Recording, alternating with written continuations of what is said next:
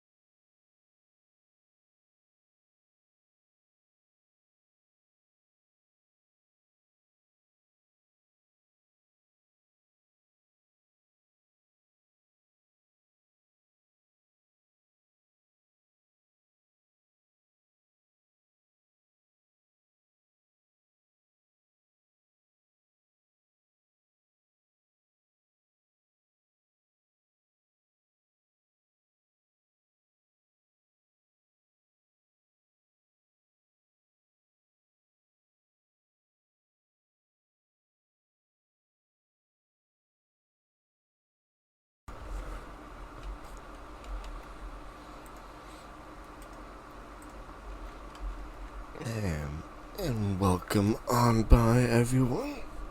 You too, Goofer G. Appreciate y'all coming by. Today, the main project is, again, our Pairwise Sorter. We're going to be done with this thing eventually, but eventually is not today.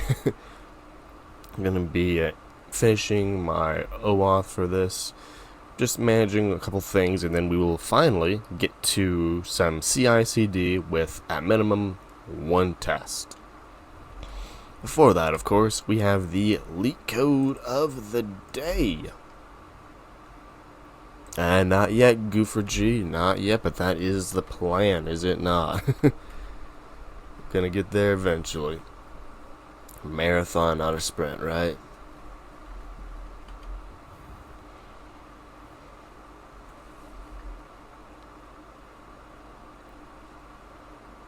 Nice, yeah, so I guess technically that would be 2013 Goofer G, when I was a high school elective to like learn 3D modeling and animation using Blender, a software that, if you're not familiar with, is built on Python. So, and had a built-in game engine, of which if you wanted to use, you had to learn Python. So that's when I learned Python, and then PHP. That's how I thought I needed to make websites. Java, because I wanted to make Minecraft mods and plugins, and just went on from there, Goofer. And hey, Mavi, how's it going? We'll be here knocking out the leak code of the day. Then we're gonna do some OAuth, some CI/CD. Nothing too crazy. Gonna try to keep it managed this stream. This last one, which kind of just went off the rails. Good off the rails, but do got class, so I would like to conserve some of that energy for class. Oh, I said the C word. Oh, now it's gone now, isn't it? Okay. let's look at this leak code of the day. So first thing, it's already scaring me off. The fact that it's like binary trees, like ooh, with factors. That's a math. So like, oh no, this would be like a 3 or 4 coyote in my mind already. Yeah, Grat King, we are hyped.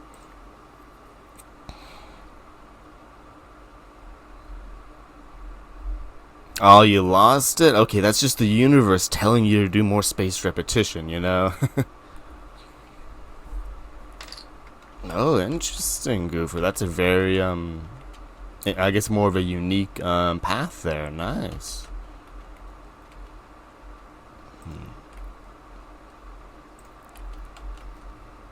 VFX for Nuke and AE. Film. CS was scared because of math. Yeah.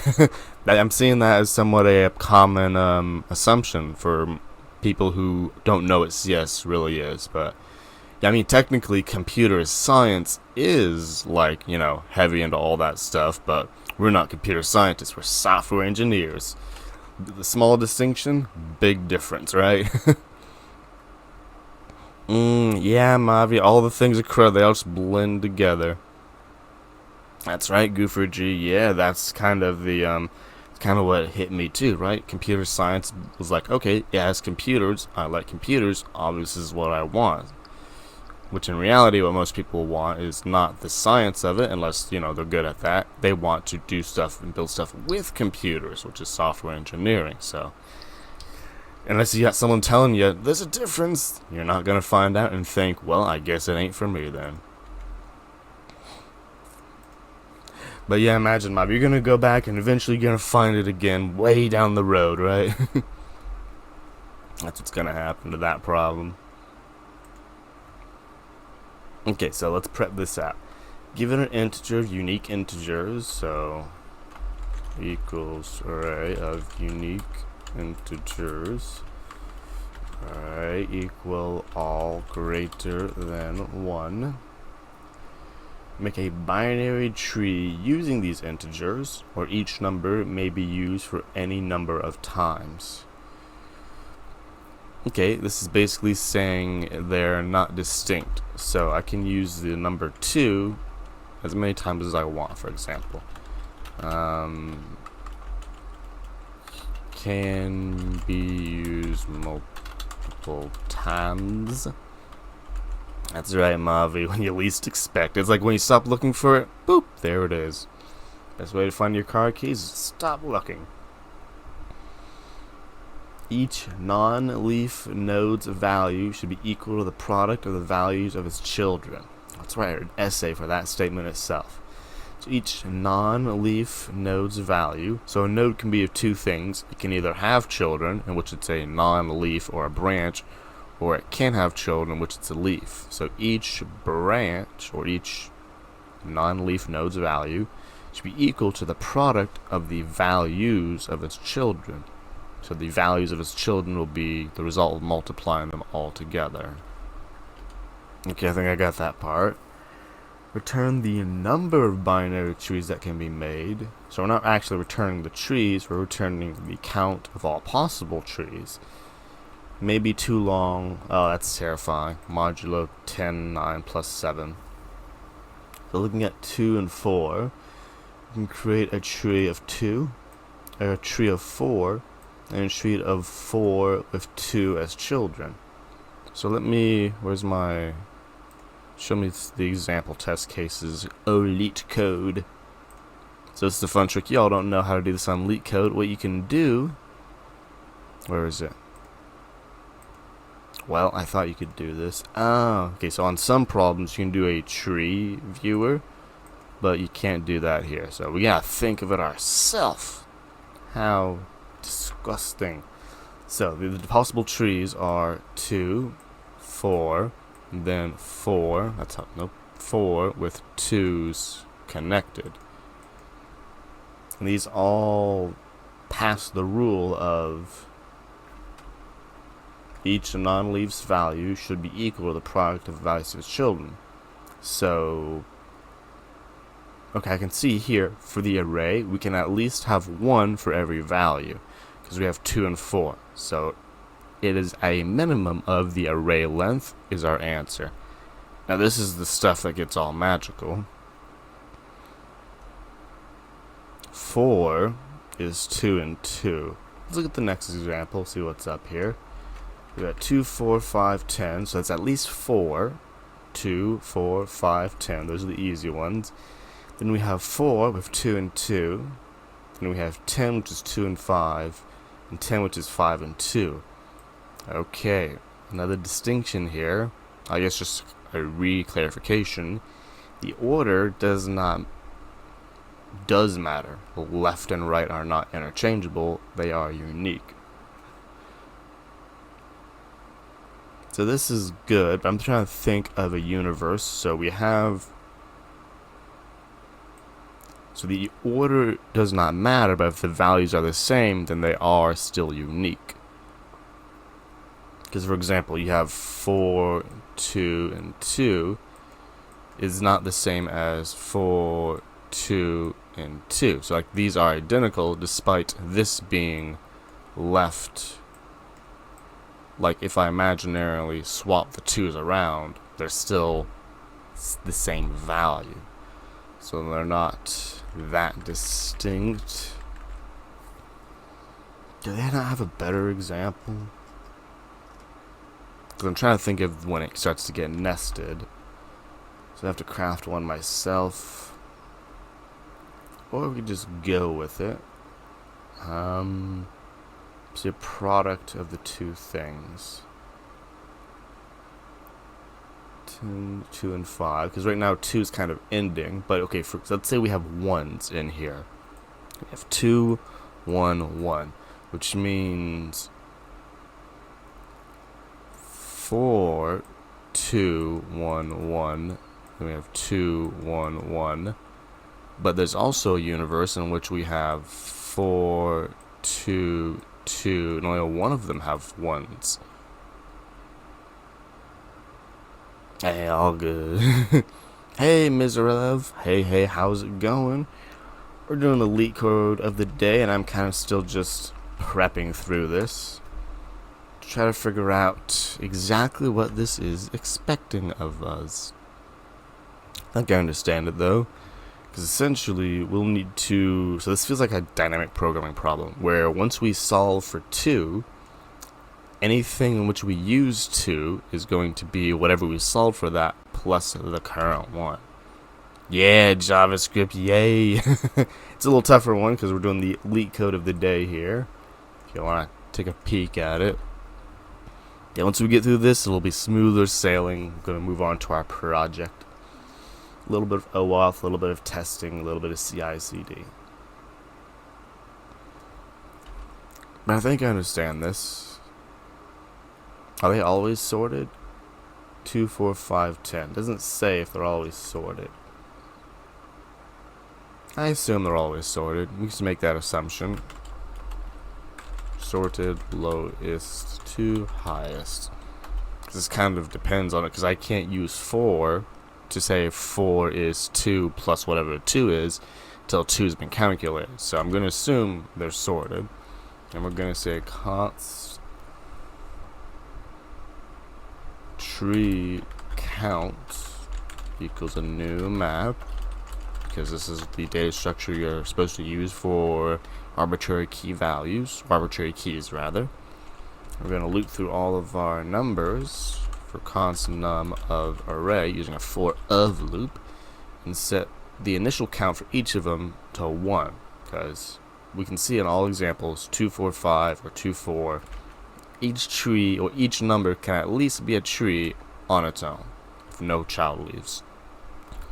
So tree counts using the set method to set the key of num to 1, and that's the initialization. Now this is where we start looping through all the possible numbers. So it says equal to the product of its values of its children. So I'm trying to think. We can loop through. We have to loop through all of them, right? So it'll be a double loop. First through the nodes, or first through 2, for example. And then for all the ones up to 2, so for I equals 0, I less than array.length, I plus plus. Then for let j equals 0, j less than I, because 2 will never have its value calculated from anything larger than 2. Or I guess 5, for example. 5 is never going to have any children that are larger than 5. That's not how math works. Now we need to do the logic of product. So for something to be a product, it has to be... What's the product logic here? So let's think of an example, for and against. So we've been given all of these. Here it is. So yeah, 10 is a product of 4, which is false. That's not it. 4 modulo 10. There we go. But 5 modulo 10. Nope, I don't know what I'm doing here.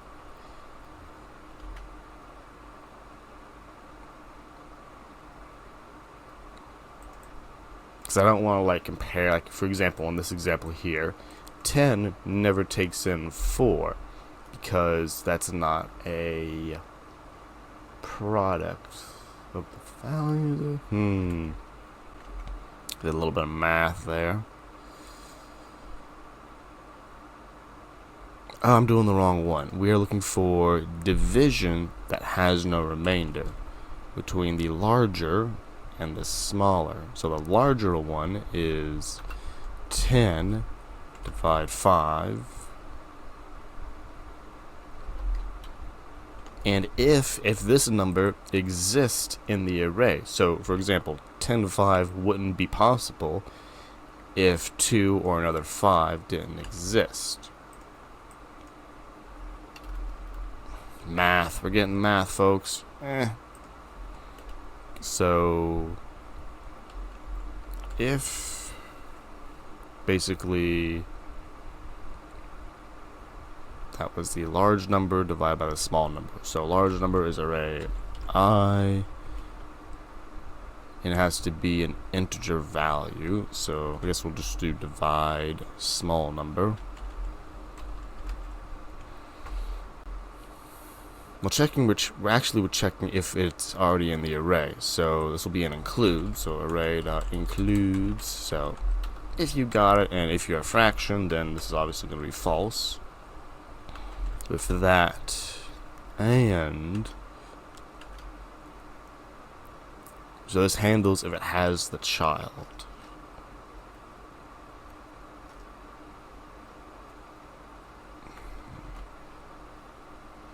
That might be it, actually. This is where our tree counts. We start updating this. Update to something. We haven't figured that out yet. Well, it's going to be the original value. So tree counts.get, because we are adding. Now, what key are we modifying? We are modifying the one for the current number, which is array I. Array I. Plus, this is where the magic happens, the multiplication of itself between the two products. Oh yeah, binary tree.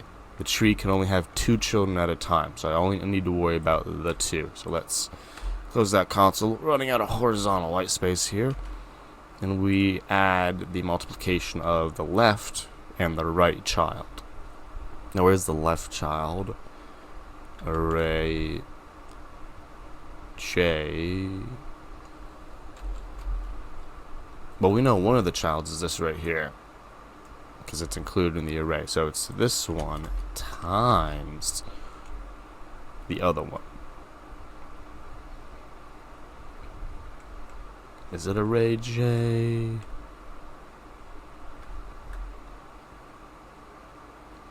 Well, it can't be times itself, so it has to be array J, the smaller number. Array I is my current number. That can't be it.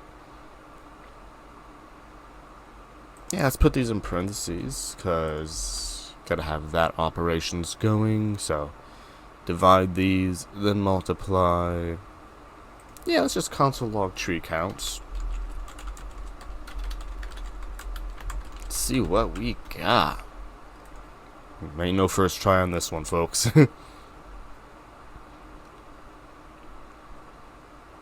Infinite loop, it looks like. How did I do that?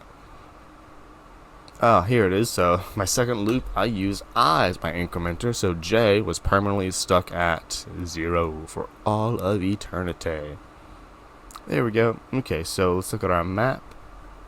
2 has 1, that's good. 4 has 5. Ow. That's not right.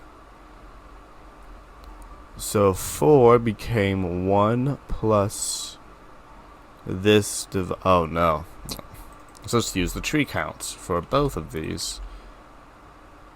I use the actual numbers, not the count of how many trees are constructible with that number. Okay, so 2 has 1, 4 has 2, total of 3. 1 plus 2 plus 1 plus 3 is 3 plus 3 plus 1, 7. Looking good, okay. Now I have to take all these counts and sum them together. So I probably could do this through an external variable, but we here now, so we would take a mapping. We want to get all the values. They want to sum all the values. So since this is a map, we can't just say object.values. We have to say tree counts.values. And this doesn't return an array, it returns an iterator. So we convert it to an array with ye old spread syntax.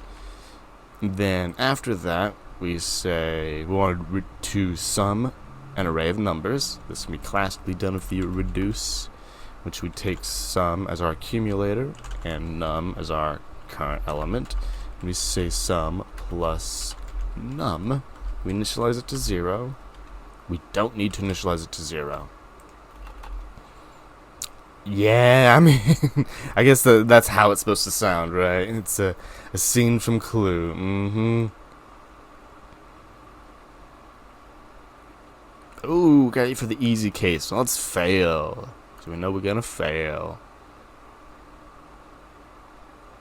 We're not gonna fail. Well, it feels like we're running out of time, though. Okay, so we did fail eventually. Let's look at this here example where they have 18, 3, 6, 2. I said 5, but there are really 12. So 18, 3, 6, and 2. Well, let's just start drawing them out. So we have 4, then we have 2, doesn't really have anything. We have 3, doesn't really have anything. We have 6, wow, my mouse is like, I give up, which is a 3 and a 2. And 6 is also a 2 and a 3. So 6 has a count of 3, including the initial 1. Now 18 already has a 1, but it can also do, we'll have to do math now. This ain't what I wanted. Yeah, so what is it? 3 times 6 is 18, right, and 6 times 3 is 18. So those are the two options. I don't think 2 gets involved anywhere here. 2 times 6 is 12. Yeah, we can't do anything for that. So 18 is 6 and 3, and 18 is also 3 and 6. Okay, so now remember, these are represented as, okay, so I kind of see what happened. We have 1, 2, 3, 4, 5. Oh no, that's not right at all. Okay, I'm not sure what's happened, but let's finish manually calculating these out. So 6 equal 3. So this is 18 times 6, which is times 3. So it's the current count plus the count of the left times the count on the right. 1 times 3, so, and then 3 times, okay, so I can see how it's definitely supposed to be higher than 5. It failed though, so let's see the multiplication that we are attempting to do. Console log array I equals array I minus array j. Yeah, I know. It's bad math. We ain't here for the good math. We're here for the bad math. Oh, wait, did I write 6 plus? Oh, yeah, I did, didn't I? I didn't do that one. I was doing the other one. I swear.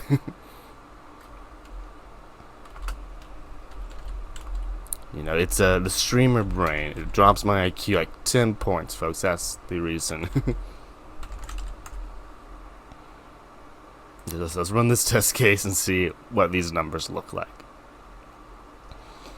Okay, so where are my numbers?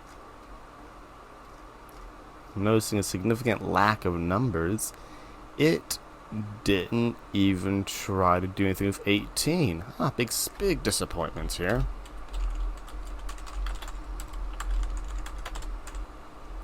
Let's do it again with more logging.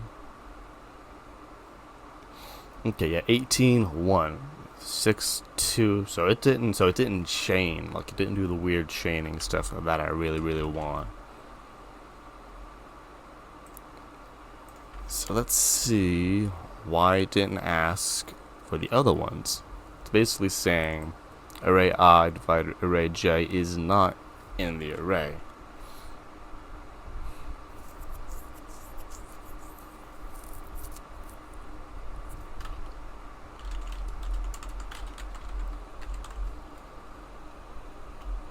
Divide. Just see what this is. See what's not in the array. Okay, so yeah, down to our example. Yes, we got the big numbers. We're trying to get 2, and for 18, it looks like we never even try for 18.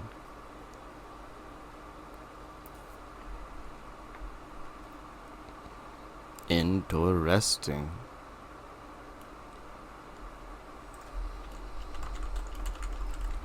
Maybe I'm using the wrong thing. I should be trying. So I'm using the value here. Maybe I should be assuming with the index.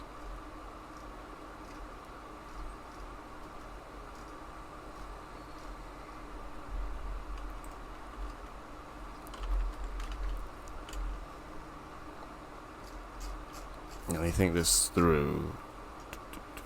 Index value.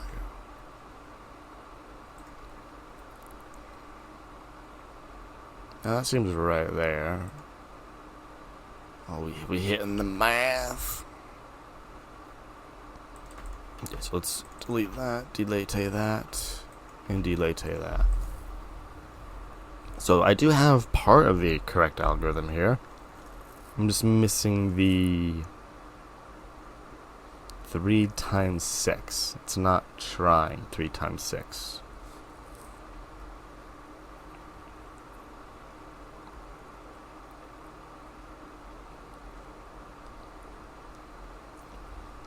Wait a minute, let me look here.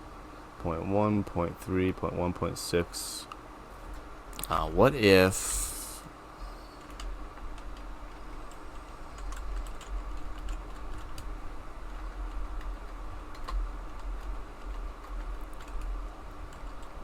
What if I floored the values? That would force it to an integer, which might be in the array. So if I'm just like, hey, math, floor you. That might get you past the check. And I'll have to do this to the other ones I'll show.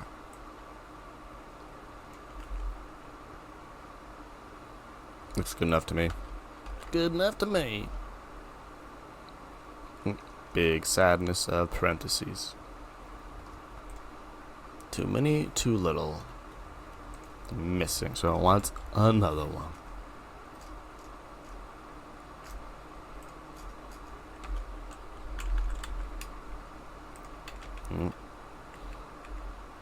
Okay, we're not going through that effort.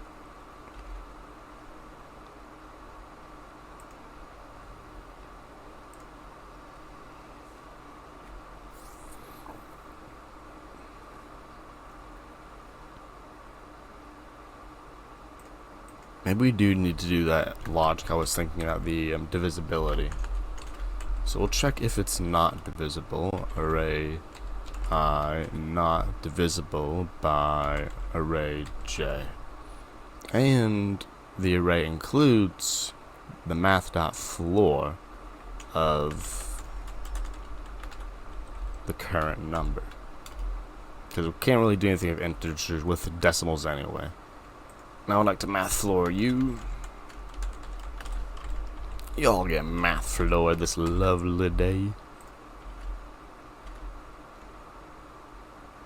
Nope, that broke. 3, 7, 12. Okay, so we didn't break the originals, which is a lot of good progress there.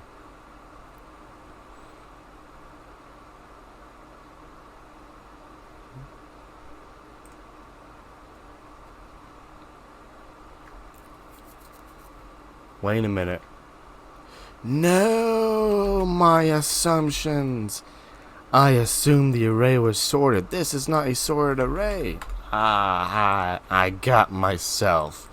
The array needs to be sorted. I assumed it was. And well, you know what you do when you assume, folks. Great.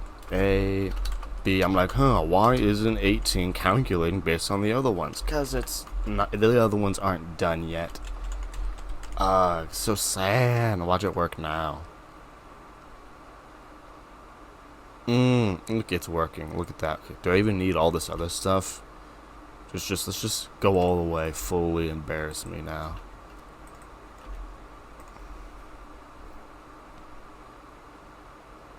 Oh, I didn't need any of this?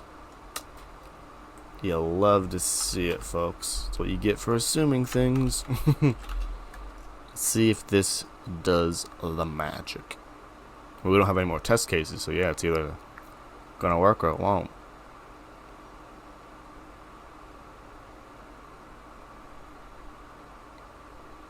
This is a slow one, so hopefully I don't get a timeout thing, because I'm noticing. Oh, there's a. I'm supposed to do modulo, right? Give me this input. I didn't do the modulo thing, so let's what was it? Modulo 10, 9 plus 7. Okay, that's cool. Now here's the thing. I know they love. I have to do this to the end value and all my incremental values. So let's readability help me. So yeah, first we'll do the common yield elite code thing by declaring as a variable mod equals 10 e. No, it's 1 e9 plus 7. I learned that cool little syntax last time. Now for all of these, we need to modulo the mod, and order of operations means everyone loves in parentheses. Let's see if that is good math. Is that the math you want, people? That does appear to be math they like. Okay, make another submission, folks.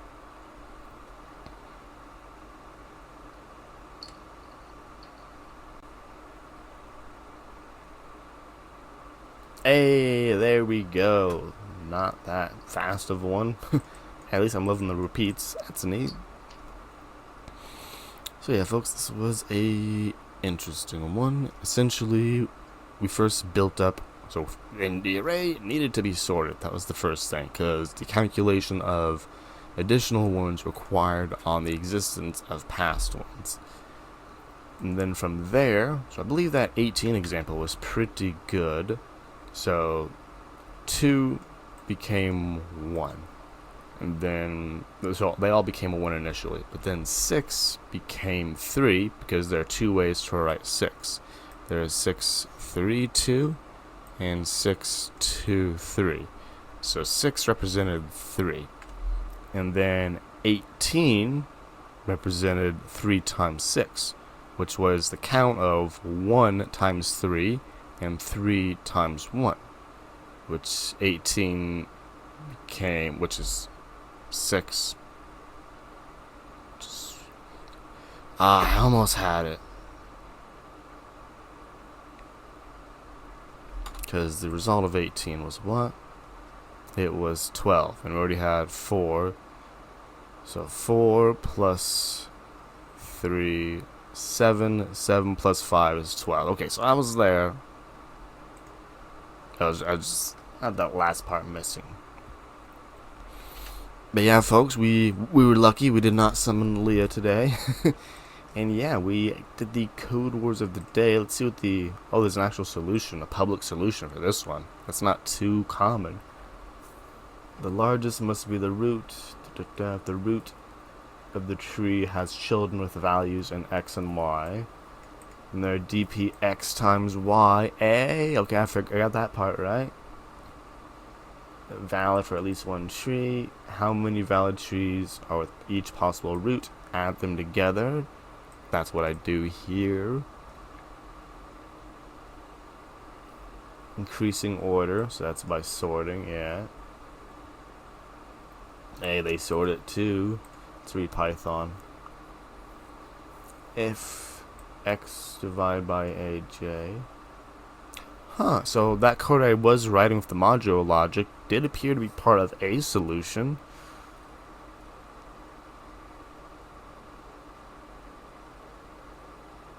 I guess I did that logic here instead, though.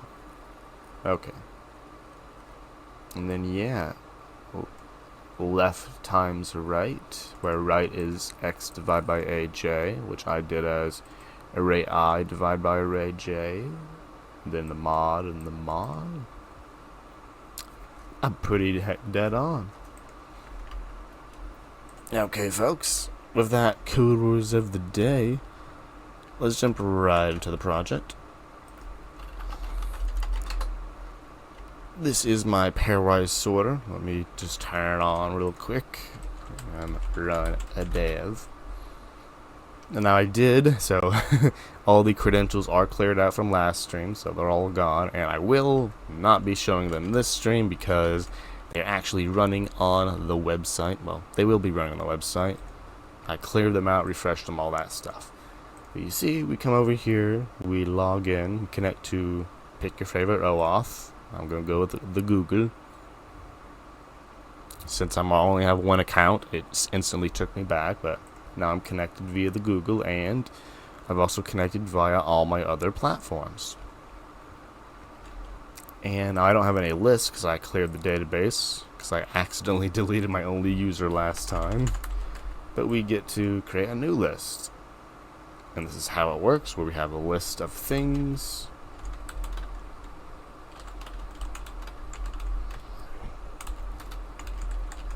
And you can add a bunch of them to this little text area thing. Not too crazy. This is all styled with a bootstrap, by the way. And now you have an unsorted list of a bunch of items. When you can sort those by going to sort mode. At which point it asks you which one should go higher than the other one. So 1 is higher than 3. 2 is higher than 3. And I added a little bit of keyboard control magic for speed, but you can also click them. And then once you answer all the questions, which it is asking in the most efficient manner possible, so that way it can sort based on your answers to other questions. This is a very short list, so it's going to ask me basically all the questions. But once we're there, I just answered wrong. So we're gonna demonstrate the resetability of ones. Okay, we found a good bug. So apparently, when we click the title, the thing does not good well. So we're fixing a bug first. We ain't going nowhere. So let us go to this place, which is the compare page. Something page. So we're going to our views folder. Let's see, what do we call this page? We call this page comparisons, and we have a title here that obviously I didn't pass all the things to. So we're supposed to pass a list, which is how it constructs a list ID. There it is. So you see this little plus, this little dollar sign. The dollar sign don't exist. So we were asking for underscore ID dollar sign instead of underscore ID. And now when we click this, it gets us our proper ID. So didn't even mean to fix that bug, but I'm glad we fixed it. Yeah, we can come back here and we can see these are all our sorted lists so far, and our comparisons that we have made. Now, we just made a bad comparison recently. We said a bad comparison, I thought. 2 is greater than 3, 2 is less than 1, 5 is less than 2. Hey, Devmazi, how's it going? We're working on my pairwise sorter, so we're gonna finish up. So we just fixed a bug. We didn't even know the bug was there. I was trying to demonstrate and bug. So we're working on this. We're adding some. We're finishing off OAuth. We're gonna try to add Dropbox OAuth. I know it's not the most popular, but I figure we might as well add one more. And then we're gonna add a test so we can do some continuous integration, continuous deployment magic. And I think I did something wrong. 9 is less than 5. 9 is less than 3. I don't know. Let's reset all of them. Let's do a sort again. Yeah, this is all Bootstrap. Specifically, this is a dark theme of Bootstrap I found. Somewhere around here. Because I couldn't find an easy way to, like, where's the dark theme Bootstrap when you want it? So I went and found it, called Boots Watch. I think it's kind of like a Bootstrap fork or a knockoff, basically, where it's a bunch of themes kind of wrapped around the Bootstrap framework. Yeah, there's a whole bunch of them. I only cared about the dark one, but I don't know. I figured maybe in the future I'd make it customizable. People could choose their own theme, but we are far from customizations yet.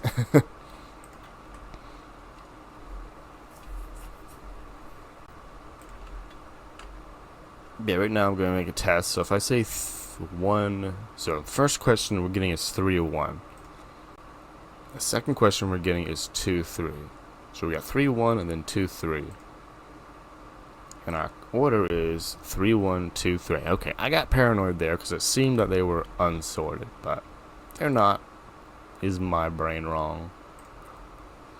1 is greater than 2 or higher on the list than 2. 2 is higher than 5. 3 is higher than 5.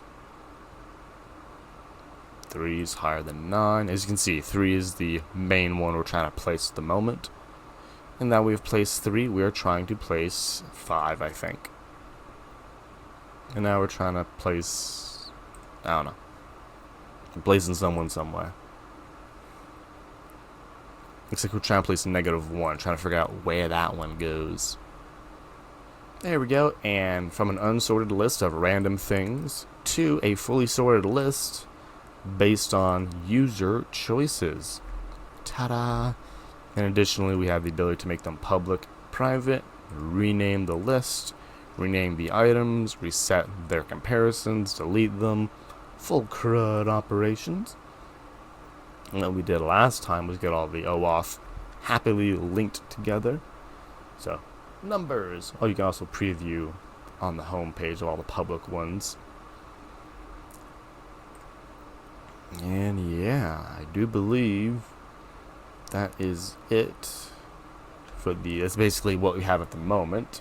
Now what we just did is we fixed a bug, so let's mark that bug as fixed.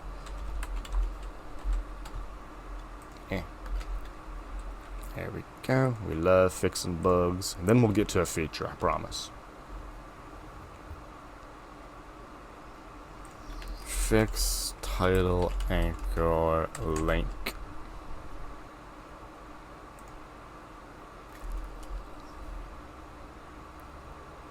Any moment VS Code. No, I feel like, okay, there we go. VS Code made it. There we go, so 1 bug down. Now, there is something that I can't really... Okay, I'm going to try to see if hide secrets will hide stuff, but I got to pixelate because I don't know if it'll actually work. So let me, as you can see, I have a bunch of env files, more than usual. Up one of them literally failed, but let's see. It's okay. All I got to do is set this. Yeah, as much as I do love usually showing them. What is up with this? Sorry, my env file keeps getting recognized as something else. There we go. Don't know what was going on. It's fixed now, though. So yeah, here's my env file. I do have hidden secrets, so you can't actually see the values, thankfully. But we're gonna notice something. If y'all were here last stream, I got like a bunch of env files now. I got env, env deployment, env production, and env example. So what's happening here is that, fun fact, so you can see one of them is missing from my main env file. That one is GitHub. So most of these OAuth providers, you give them a list of URLs that the redirect is going to. One of them being localhost for testing, the other one being realwebsite.com. GitHub, though, they're a little different. You give them one URL and one URL only, which means while my site is running in the wild, if I want to test it, I have to change the URL and then change it back. The solution here is I created 2 GitHub OAuth projects, one for development and one for production.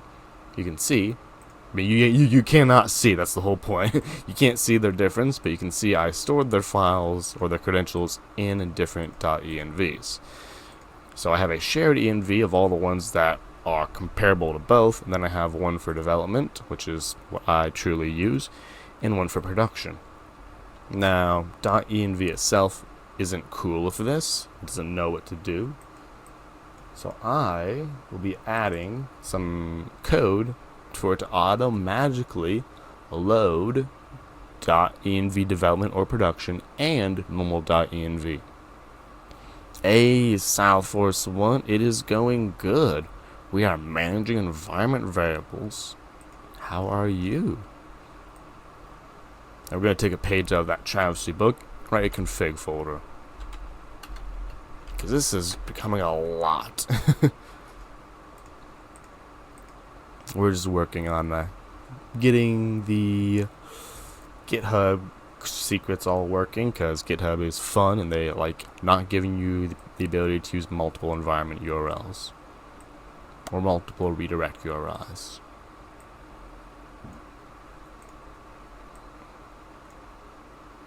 Everyone in the folder, get in the folder. So I think everyone's in the folder now. There, everyone's in the folder. Now we will want to update our .gitignore to handle config .env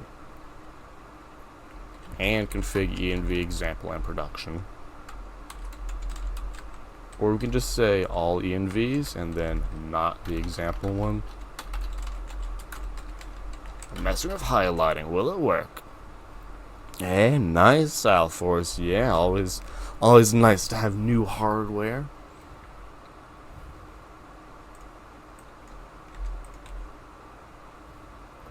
Okay, gitignore. Wake up, gitignore. Do the thing.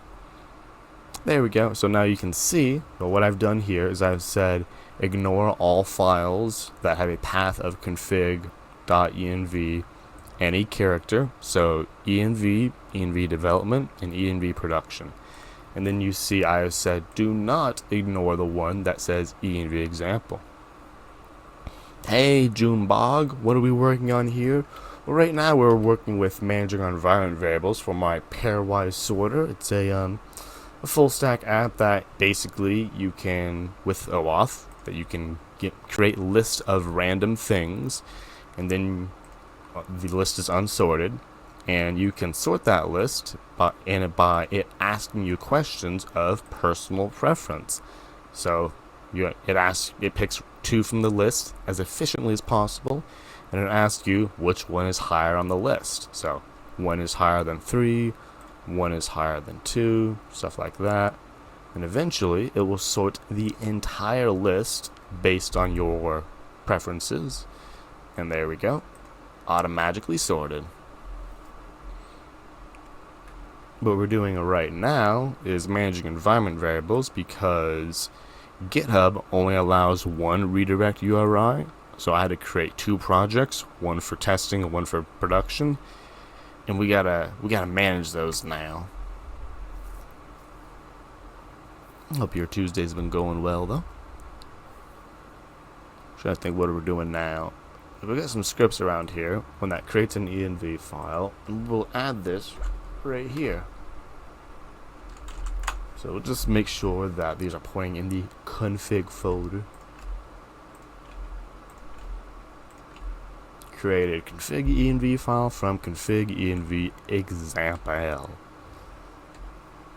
Now we want actual code to load our config env file. So we have this constant here with variables and defaults. I think this can go in the config folder. Let's see if VS Code will like automatically rename all the things.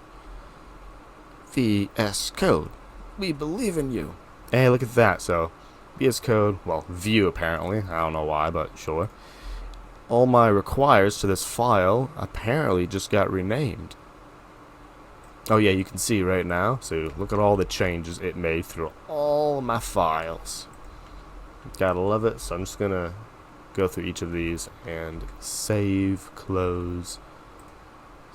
Okay, is there a save all? There's gotta be a save all. Save all files. Yeah. Loving it. Now I can close all these. Yep, so now that is in the constants folder for, or the config folder, just to clear up all this mess. Speaking of environment variables, I'm noticing a couple are missing from my env example. Let us fix that. So yeah, Google, Discord, GitHub, Twitter, and Twitch.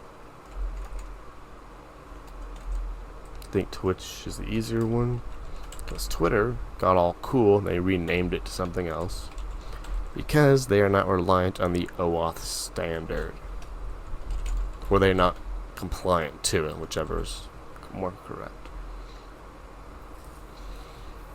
There we go. So before we do our config, we need to get our current environment. Node env equals process env node env, because technically we need to pass this to all these calls. So const config equals require dot env. Okay, so now I have that little config method that we get to call with three options. One for local env. Well, the order of these, let me think. One for env node env. One for local env, and both of those if they exist. Hey, Final Flex. Yeah, well, we kind of just finished like leak code actually. I don't know why that hasn't updated yet.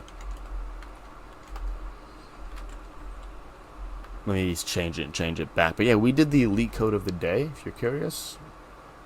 We basically went through this and solved it using a little bit of dynamic programming. Yeah, but now we're moving on to our project, which is this Pairwise Sorter. And right now we're managing the environment variables. Let me just work on unsetting and resetting the title.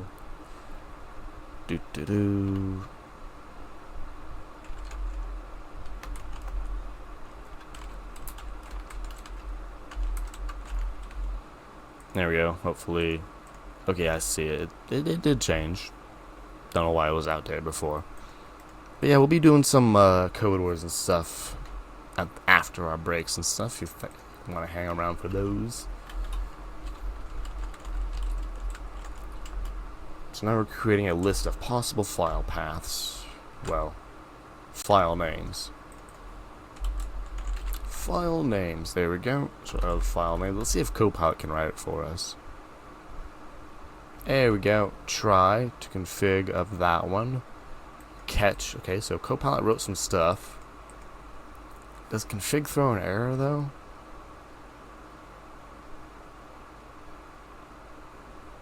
Let's remove it and see what happens. So let's say I give it a weird node environment.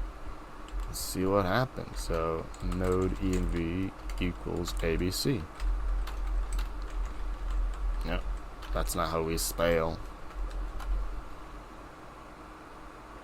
It's not my 100 hours project, Leah, but it's more entertaining than it for sure, right? And yeah, it's going well. We were talking about you because I was doing some bad leak code math, and we're like, oh no, if I don't hurry up, we're gonna summon Leah. Yeah, because I was doing like 6 plus 3, 3 plus 6. Because it was basically need to count all the possible ways you could create a binary tree using, and it was dealing with factors and stuff. So we were like, oh no, I better hurry up. But yeah, it was good. For those who don't know, Leah, fellow hunter Dever, also does some pretty cool streams, and I broke some stuff. Maybe it needs to be config. Yeah. Yep, I was just like, I'm just hoping. And it was the right math. I just didn't do the sort, you know? I was like, that's what happens when you make assumptions, right, folks? You, make. I was like, the array is probably sorted. And the array is like, haha, no, I'm not. That's right. Always summons, yeah. Yeah, it looks like we got this thing working. Thing is, I can't log on my environment variables. What I can do is I can log some stuff here. It is the rule, Leah. I'm always lurking for people. You're always lurking for math. When you see math, boom. Hey, thanks for the follow there, Devin. Long time no see. Your day's been going well.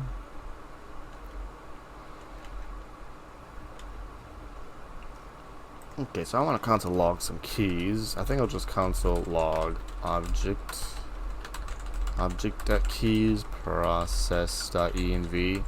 As much as I used to love showing you the environment variables, I don't actually want you to see them this time because I'm tired of resetting them. Ooh, fancy. It's not.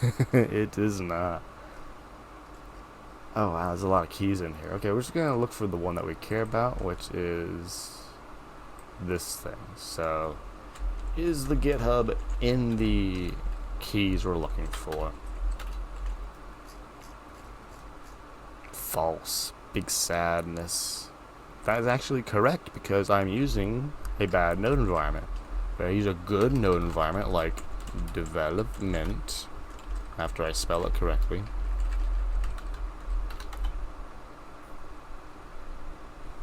Hey, there we go. So we get this magic. Basically what this whole little script around was to do was because now if we look over in our profile, hey, look at that. GitHub is here and it works. Right? Okay, now I gotta go back to there. And it works. Right? Come on. Come on. Okay, guys. There you can see. This is my Pairwise Sorter development environment, and it's going to redirect me back to where I need to go.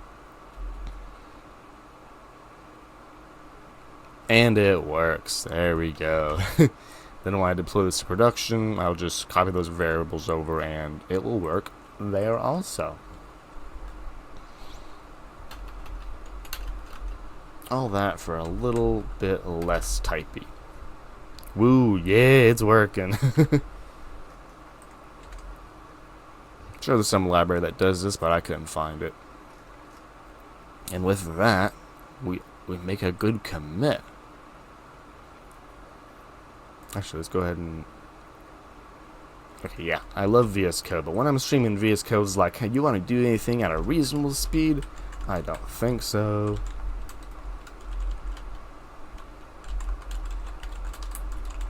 So it's quicker to literally just type it out.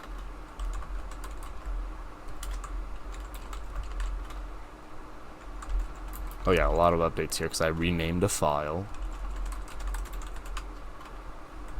Gotta spell add correctly. Got some stuff there wrong. Git add config.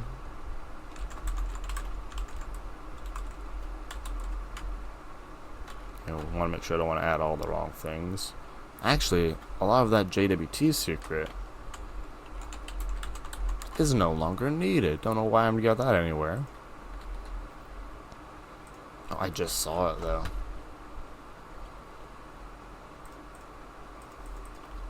There it is. Middle layers.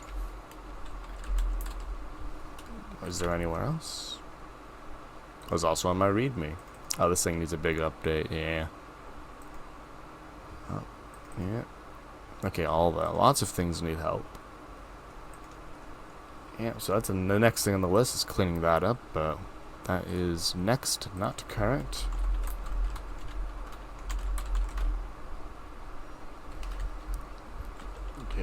Add models. Almost there.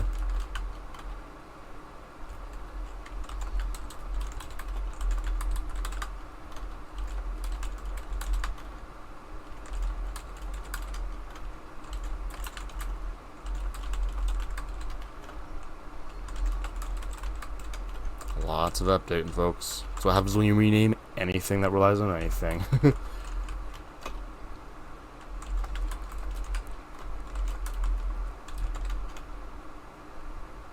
Okay. And with that, all of our changes are done, committed, and ready to go. Except one. Gotta go update our version. Let's think. Did we add a user-facing feature? The answer is no, so we update little number.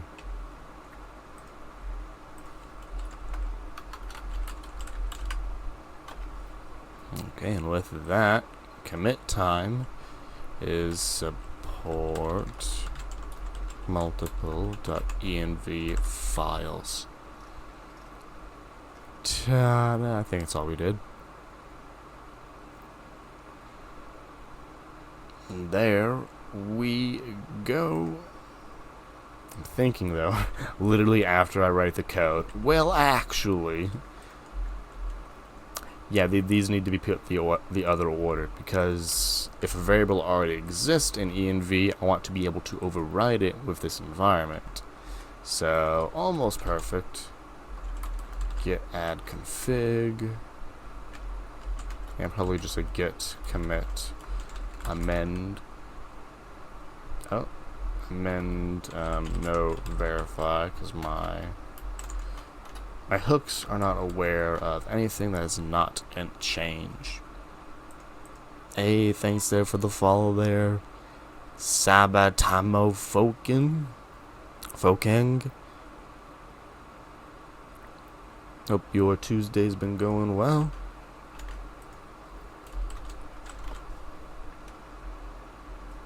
Now with that, oh, wake up, VS Code. Wake up. There we go. With that, that is lovely working. And we're going to update our lovely list.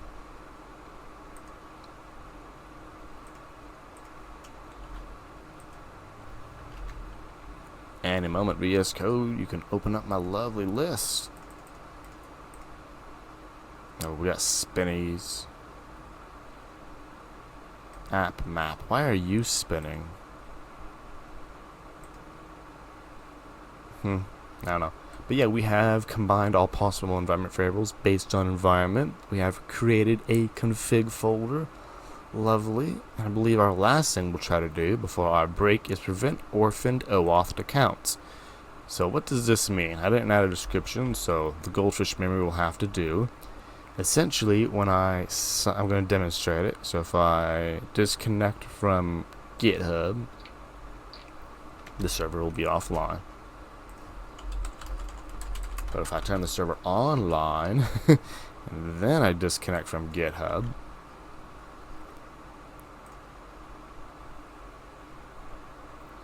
so first I gotta go to my profile and disconnect GitHub from the account.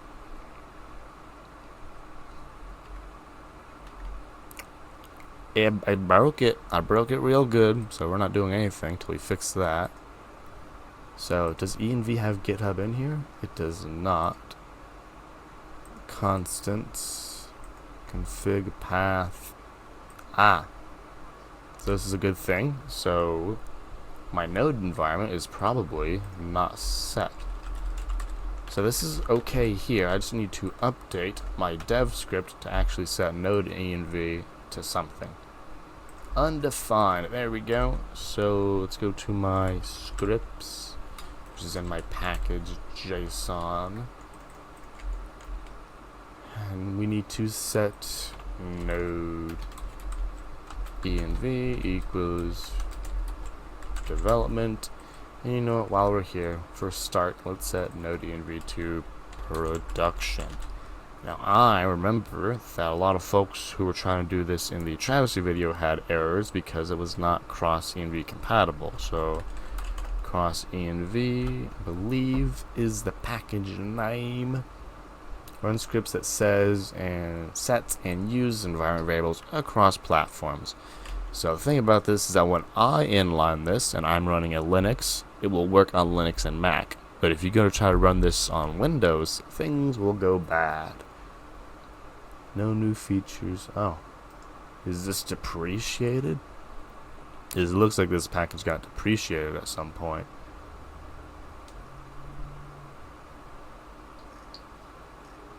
Is there a new version or is it just done?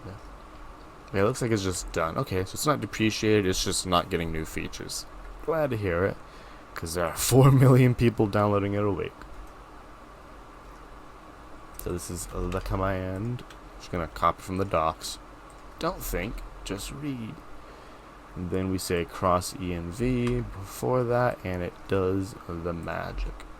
So now it takes the setting of environment variables, the strings that represent this, and based on your platform, Windows, Mac, Linux, Raspberry Pi, whatever you are, it will run the correct commands to make sure that the environment variable is set.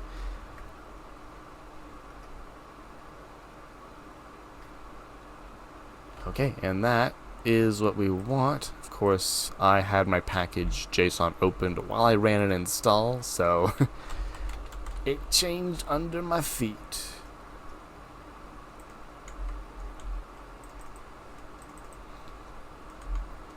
There we go, we have added it. It's in our dev dependencies. And now, npm run dev.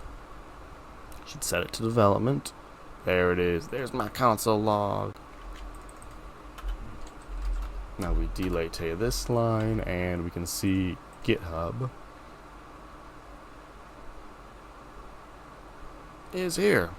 Okay, now we're not going to get to around and using it because I had to fix that feature, but we essentially, I don't think we made any changes here.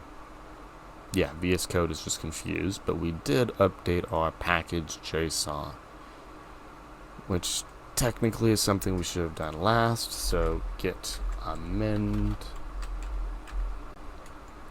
Okay, let's get status. Git, oh, did not happen. Git add package block.json. Get status. Hey, DD, what that? You are first. Yeah, you're the first to get to it, you know? There we go. Hope your Tuesday is going well, by the way. We did the leak code. Now we making this thing support multiple env files. And you catching us just a little bit before our break, in which we were to prevent orphaned OAuth accounts. Now, I was going to demonstrate this when we found another bug, so let's see if we can at least do the demonstration. We'll do the fixing of said demonstration after the break. So closing some tabs here. Too many tabs. There we go. So disconnect from GitHub. It is poof, no longer part of our account.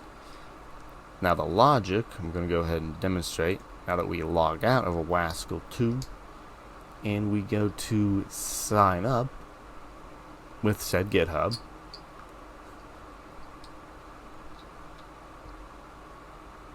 Oh no. There's something else. No, okay, it worked. Now you can see we are in this state of we need to assign ourselves a username.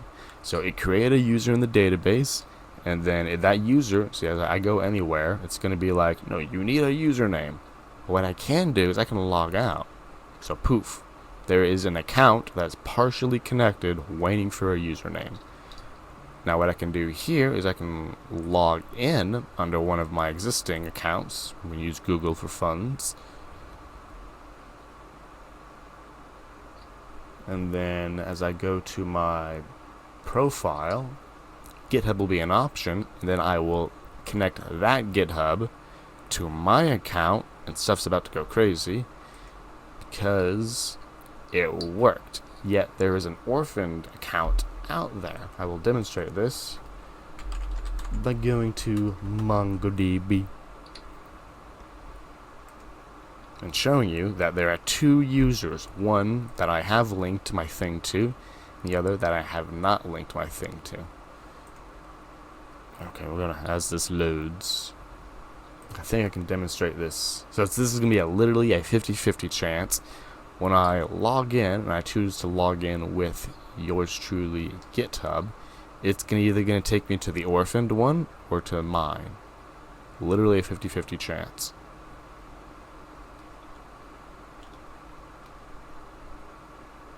Oh, the suspense. Did it break? Nope, we're just loading. So it took me to the real one. But when I log in over here, and enter all this stuff. Yep. Gotta enter all the things. Despite me literally being logged in hours ago. There we go.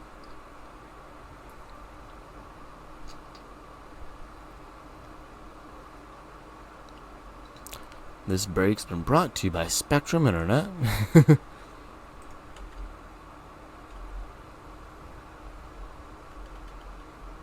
I could have just started the compass up quicker than this.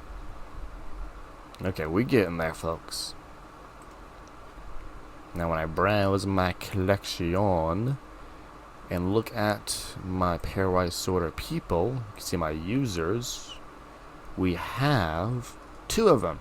We have one with the username, that's the one I've been using, connected to all the things. Then we have one that is connected to nothing. So this account is orphaned, and with a coin's flip chance, when I log in with my GitHub, it will take me to this orphaned account instead of this connected account. So when we come back from break, we are going to solve this. How are we going to solve this? I have ideas, but essentially, I'm trying to think here. So we're gonna look at the idea, then we're gonna do the idea, because I haven't actually thought the idea fully out. But basically here is that we're gonna find one. So we're gonna prioritize the logged in user connecting the account. So we're gonna find one that's connected and be like, hey, that's the one we're gonna log into. Wait a minute. Okay, yeah, this is the logic. Okay, so this is for if we're currently logged in, then we're gonna associate the OAuth account with ourselves. Additionally, here's our little to-do, find other users that are connected to same, let's see if GoPilot can write it, and disconnect them. This would mean that if you create two accounts and OAuth to them with the same account, it would only be connected to one. But that is the intended behavior, I believe. So, yeah.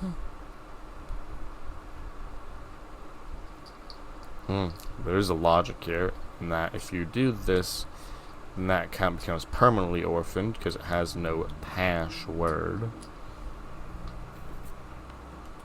If they have a password, no, you know what? They'll need to specifically go and disconnect from their account first, or it will allow you to do this.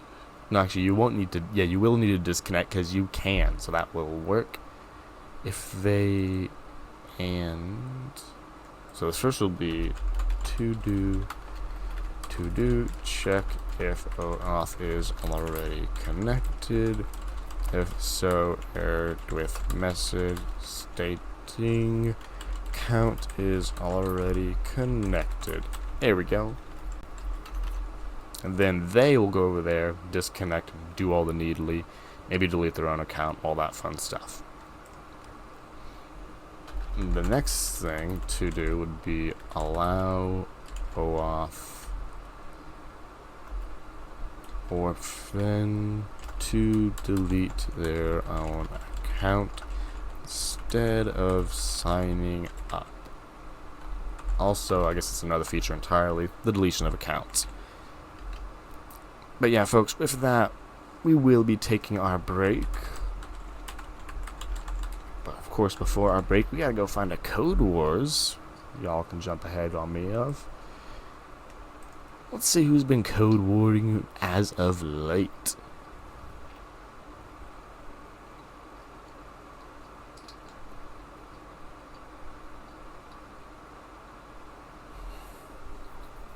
Come on, Code Warriors.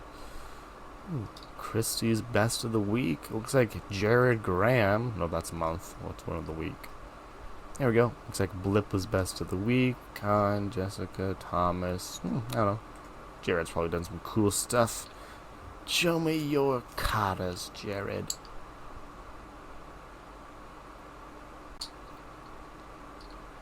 Thank you for this break, Spectrum. Come on, katas. Oh, we got a couple of good ones here. Okay. Oh, toughies. Tic-tac-toe checker. I think I might be able to do that. Or a mirror object. That one I probably already have done.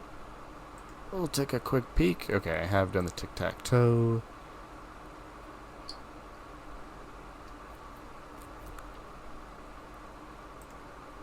Any moment.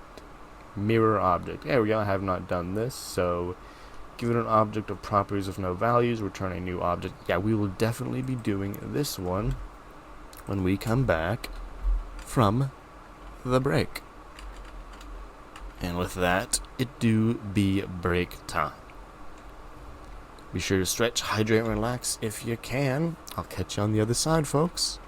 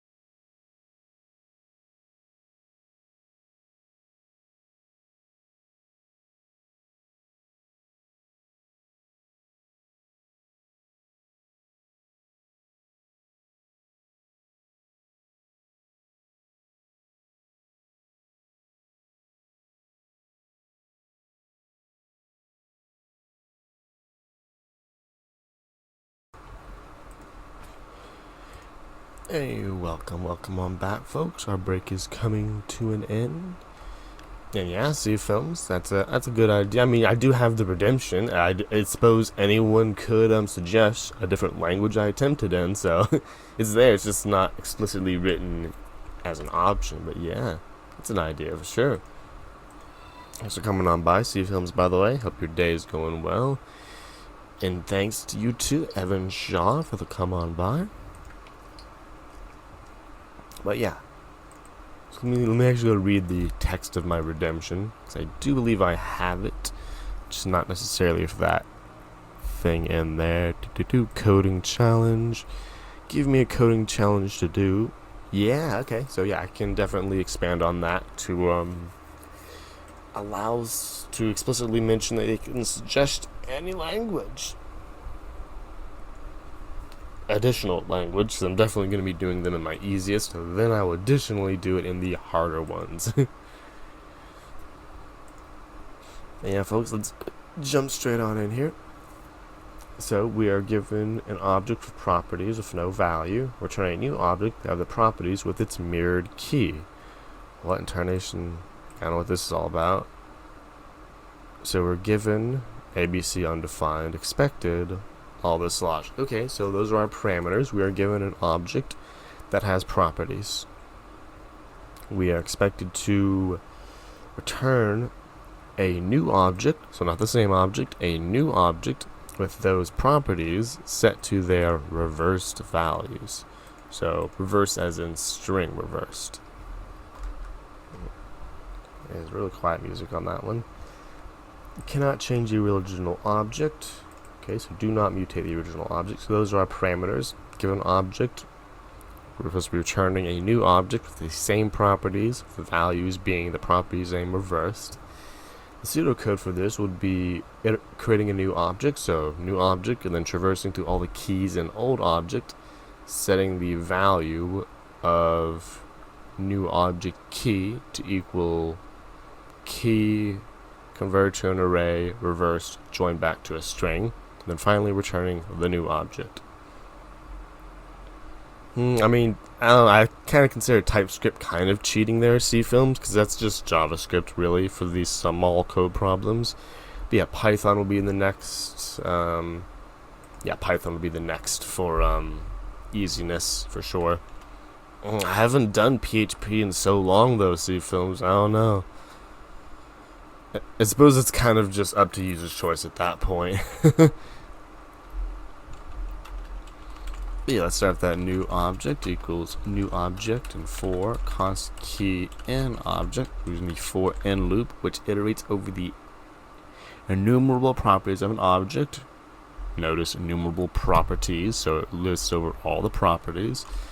You can say new object using the bracket syntax to set the key to the key, convert to an array with the spread syntax.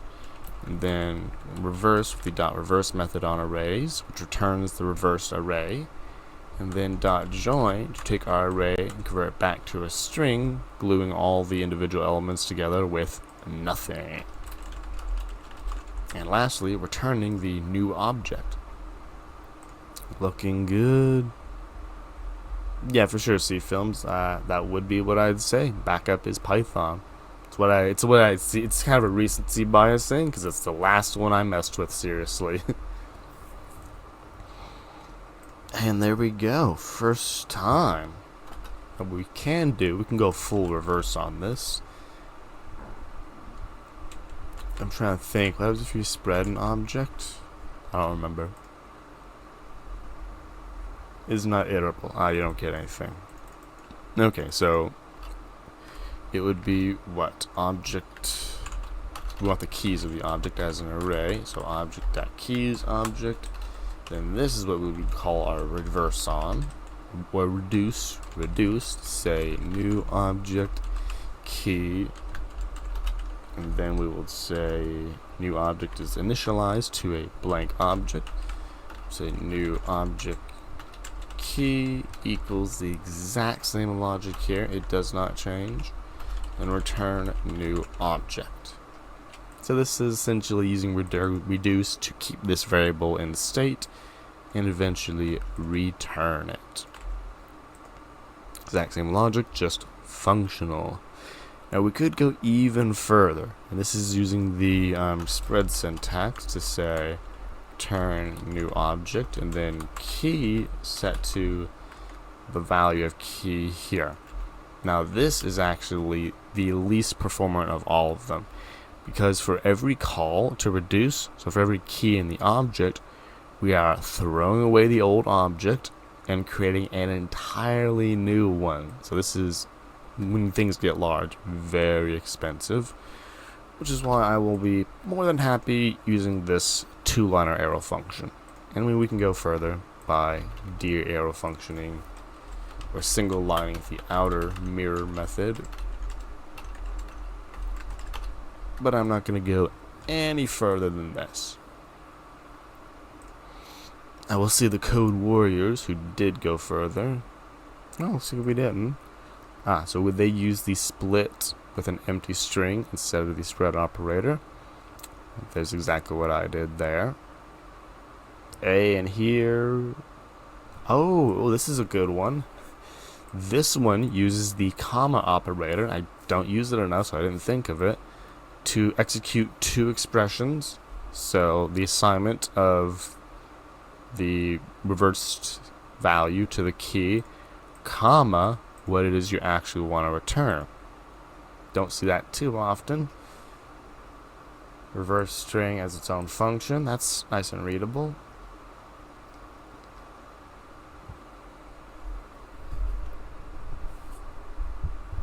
Okay, that seems to be all of them. I'm not going to see any regex, thankfully. Oh, this is a good one. So from entries takes an iterable of two array pairs, the first value in the array being the key, the second value being the value, and it turns that into an object. So what they did was they iterated through all the keys and turned each key into an array of the key and the reversed key. Very neat. Then we get some object assigns, which is technically more efficient than the spread. It's not creating a new one. It is creating a new one, but that new one is an element of one, not as expensive as creating a whole new one. And with that, folks, that was our leak code done. Okay, let's jump back into the project. So here's our logic. Thankfully, past us left some pretty good notes. Check if OAuth is already connected. If so, error with message stating account is already connected. So this is before we do this. So we're gonna say user find one. This logic right here is actually what we're looking for. So this entire thing actually needs to happen everywhere. Then this logic needs to go kind of inside here, but we got a parenthesis misbalance because I tried to paste that there. So this is found user. We'll just rename all instances of this to found user for funsies. And now here it's angry about indentation, and now it's happy with indentation. Okay, so once we find a user that matches here, we're going to see if we already are logged in as a user. If we're already logged in as a user, then we'll say if found user, return, so this ain't what we want, so we're going to return this. What do we say when we don't have a user? Let's look at our local strategy. When you don't have a user, you say false. Then you give it a message. Message, you're already connected to this account. That's not correct.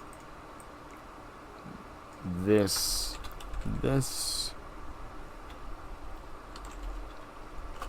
account is already connected to another account. Another, we need to kind of be a little bit more descriptive than this. Another local account. Yes, I think I will use a little template literal magic to be like, hey, this slug account is already connected to another local account. Otherwise, congratulations, you just got connected. Allow orphans to delete their own account. Yeah, that's not being done here. It will be done, just not here. npm run dev. Let's get this started. We should be able to see this behavior already because we have... So we will modify MongoDB a little bit to get our account in the state of here, because the logic that's saving us, we've already went past and connected it to two different people. So we're gonna fix that right now.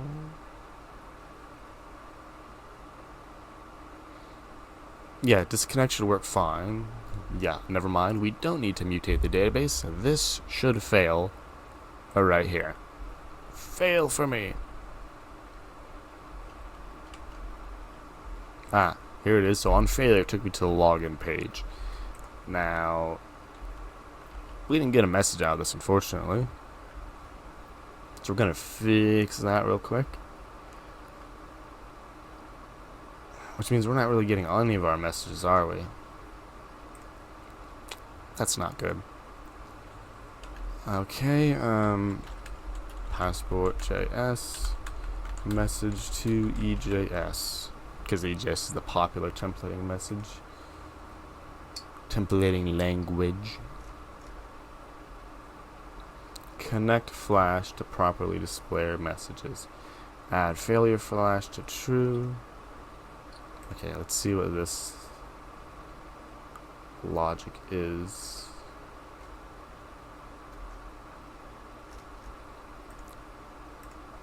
Maybe I can just look at my locals real quick, honestly. So we're looking at the login page. I just want to look at all my locals. We don't have, well, I think we do actually have a console here. Save that.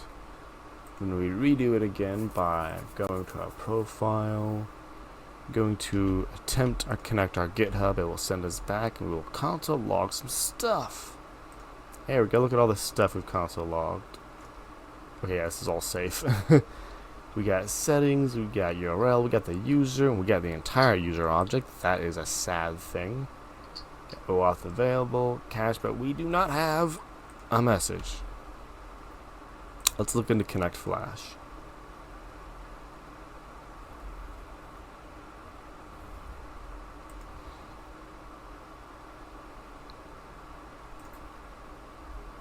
Special area of session for storing messages.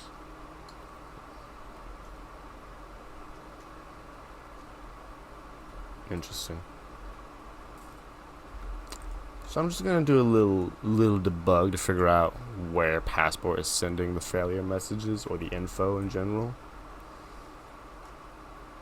Because it's happening right here. So I put a breakpoint here and I stop everything and I open up the JavaScript debug terminal to debug this issue. npm run dev, and eventually we'll see where it goes. We'll track it down. We're waiting for everything to spin up. Brum, brum, brum, brum, brum. Okay, everyone's getting debuggers attached.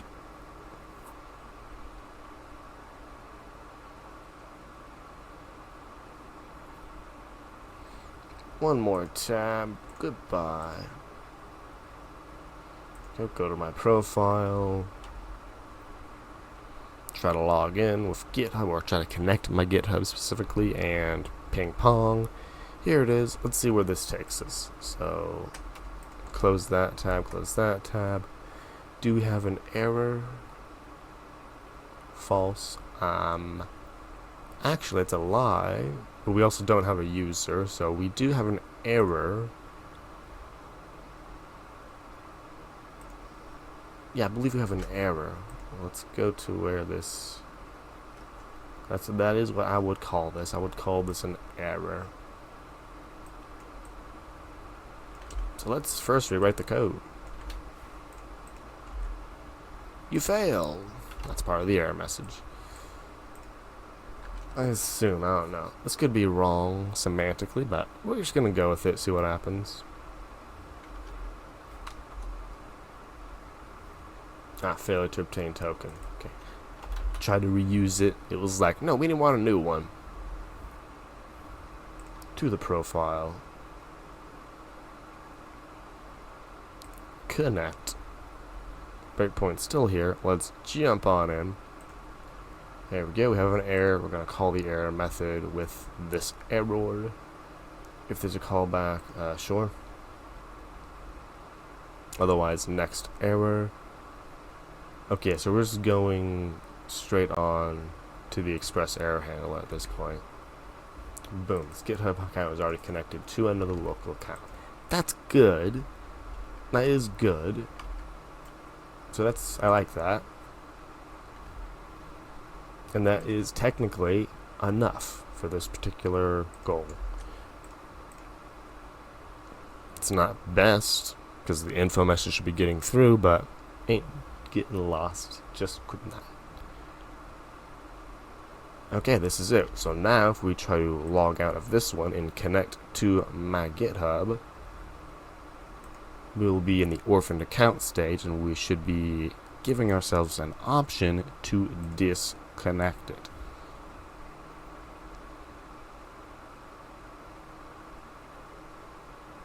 There we go, orphaned account state, here we are. We want to disconnect it. So sign up is a great button. We want another button. So this is in the auth form. So here we have our text here. And here we want a... Interesting, what do we want here? This is getting quite specialized at this point, because I did write this to be somewhat generic for sign in and login. But now this one... Okay, here's my logic. The logout button, when you are only OAuth, will also delete your account. That's the option. Okay, so I'm going to my logout route, or routes, logout.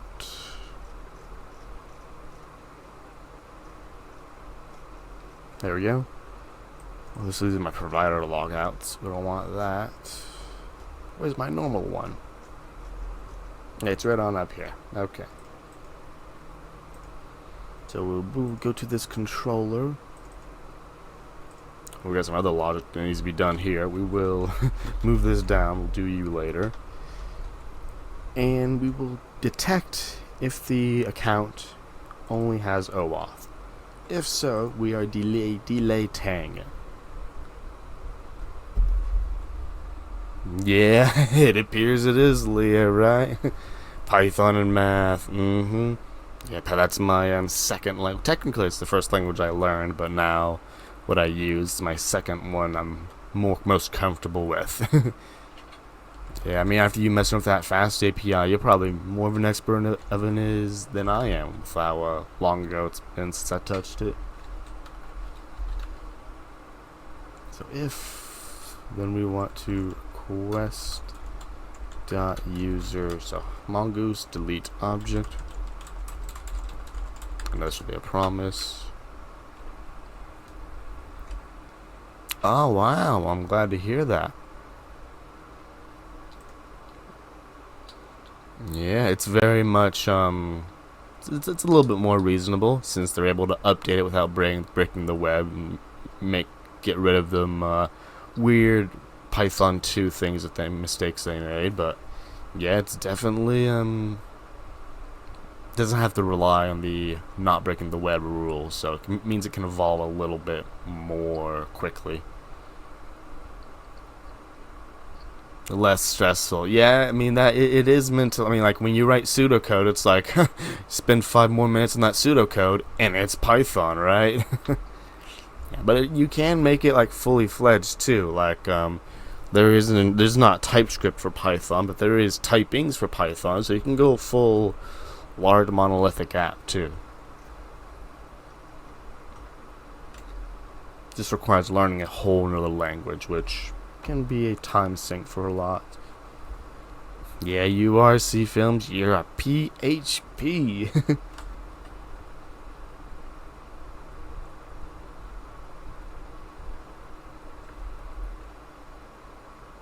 Okay, these are some horrible docs.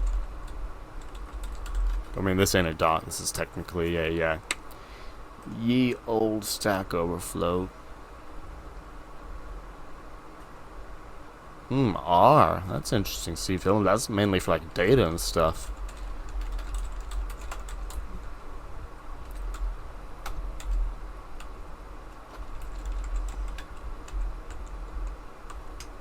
Oh man, this debugger's draining my brain. Let's stop debugging it. npm run dev. There we go.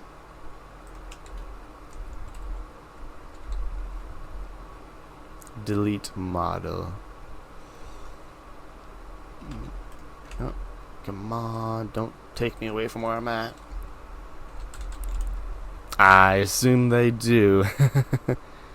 C++, dang. My mom already mentioned it, but yeah, my first was Python actually. Python 2.8.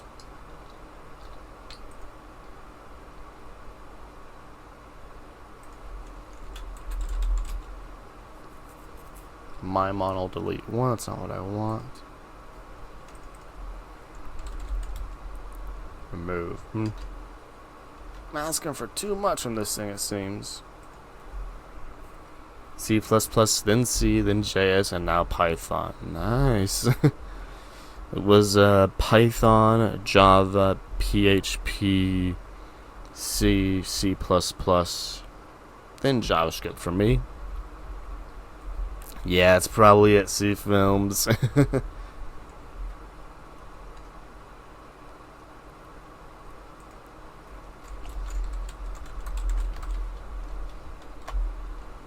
I need more information. Tell me your secrets.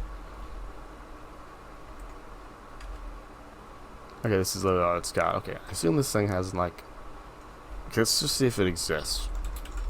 Because I keep thinking this is a document. Is this just an object, though?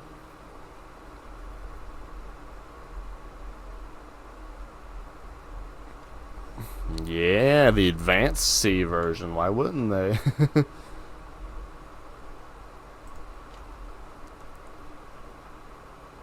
Okay, it does have the save, so I'm looking for remove or delete, since the docs are failing me.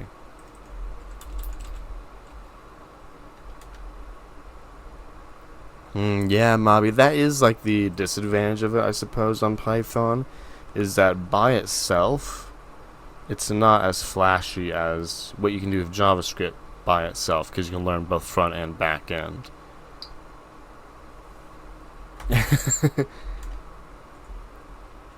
Magical, huh? I mean, it's magical what you can do with it, it's just not flashy and stuff, which is what's more visually appealing, I feel. I mean, unless you're talking about graphing and charting and all that stuff that you do with the data, but on its own, doesn't feel visually impressive.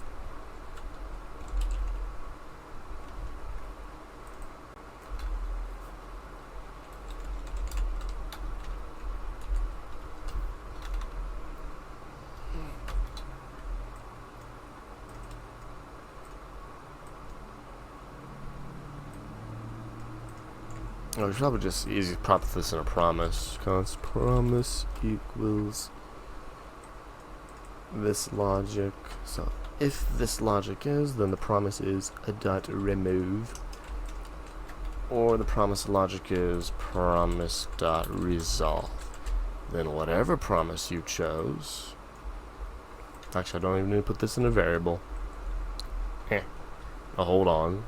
I'm supposed to use async await all as possible. So I will await whatever this promise is. I think that await will be cool for ternary. We'll find out.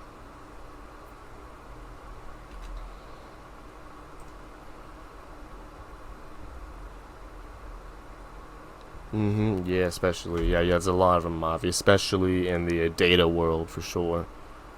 And a lot of the non-data world too. It's just front end. It's not, you can't do as much as you can with JavaScript because JavaScript's the only one really on the browser. At least today. Hey, Finite, how's it going? Happy Tuesday, happy Tuesday. Yes, it is. We out here just messing around with OAuth. Always fun to do. Making sure that no orphan accounts exist. Very, very niche. Another edge case, basically, we're going for. Hope your day's been going well, fine night.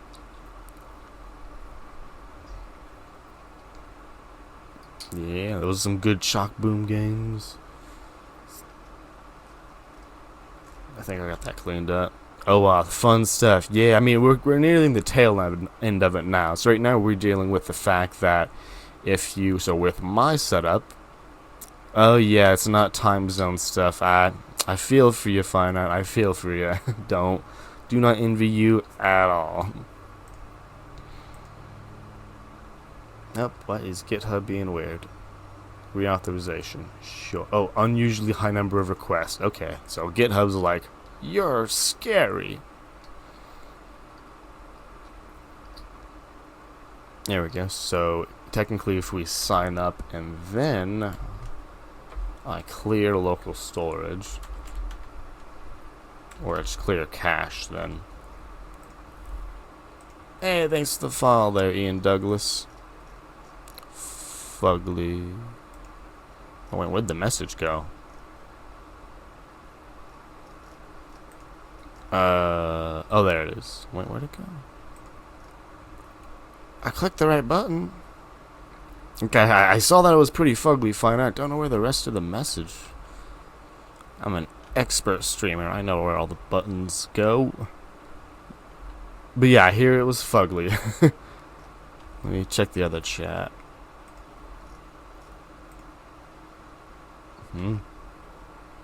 Poof. No worries. I clicked permitted. I don't know where it went. But yeah, Mavi, Postgres is pretty good to learn.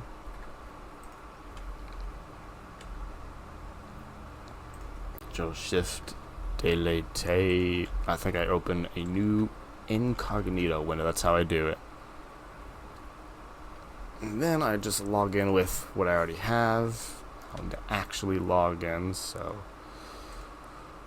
this is such a good, it's so good I can't even break it almost. Cram SQL and Angular. Ooh, Angular, huh? You got a interview or something coming for that? I'm not seeing that be too popular, at least on the global. Delete all. There we go, now that we've deleted our cookie. Yeah, just go for the ORM. That's all you need. Don't need to think about any of the underlying logic. ORM saves all the day. I'm not throwing shade on it. I'm just saying it's not that super popular, at least that I see around. I know you like it. I'm cool with it. It's not Angular. It's me, because it's the last one I have yet to learn. So I've learned React, Vue, Svelte, the weird ones. I just haven't gotten around to it. So it's still got that air of mystery around it, you know. But yeah, folks, here's the error that we wanted to see. This GitHub account is already connected to another local account, so you can't connect one OAuth account to two local accounts. It works. Then when I meander my way over here to connect and then log out, it will magically work. Ah, nice. Yeah, gotta quickly skill up, right? React or Vue. Yeah, I mean, it's all about that local market, ain't it?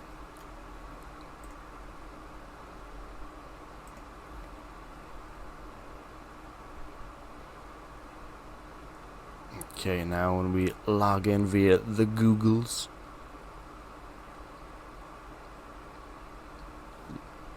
Yeah, for sure, Mavi. That's just SQL and relational algebra in general, right? It's generally, once you learn it, you kind of learn it through, like, you learn it once. It's not a continued learning experience unless you get to super advanced stuff, which is just taking the thing you already learned and doing more with it. Hey, and there it was, folks. There was the demonstration. We were able to log out from that account and then reconnect it to our GitHub.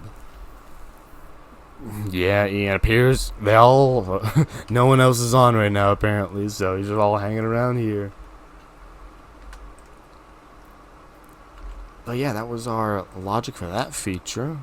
Let's get her added. So that technically is a new user-facing feature. So up goes that number. Yeah, that's what it is. Finite, super opinionated frameworks. I usually like doing it kind of my own way. That's why it fights against me rather than fighting with me. That's why I haven't jumped on its board yet.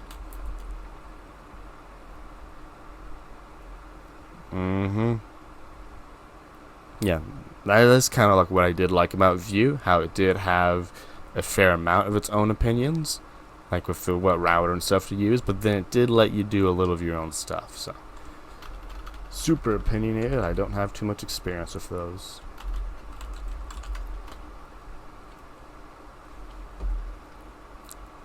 Never can, Mavi, never can.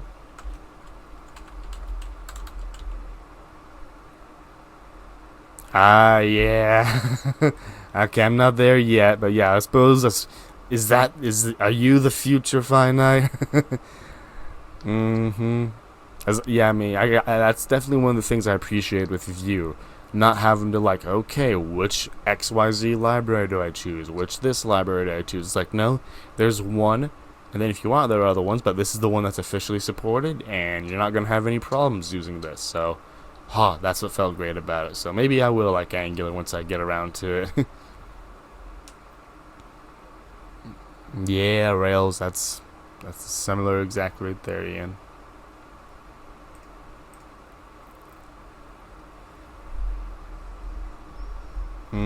For sure, yeah. Definitely on my list. What's this thing? Delete account can't signing up. I did that.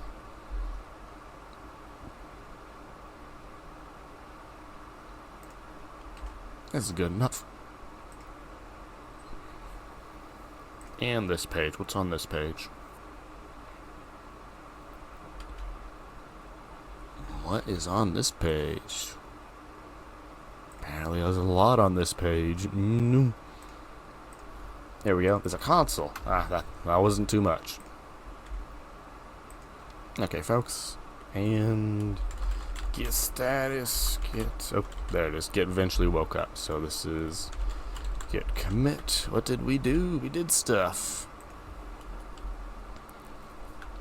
Prevent orphan OAuth. Prevent orphan OAuth accounts. There we go. Yeah. You either love it or hate it, right, Mavi? It's one of those. There's no middle ground for most folk, I believe.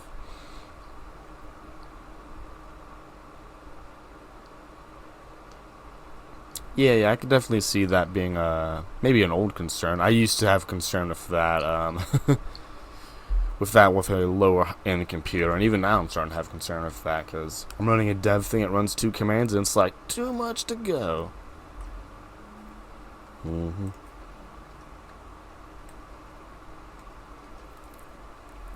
we go. Then we have another logic. So I just realized I read this horribly. It's if I wrote the weirdest async statement you've all ever seen, then delete the user.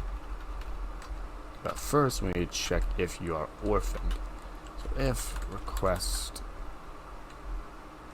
dot created at, so if you don't have a actual account, await list dot delete many that are all owned by yours truly. There we go, that should be good. Don't know what the highlighting just did there, but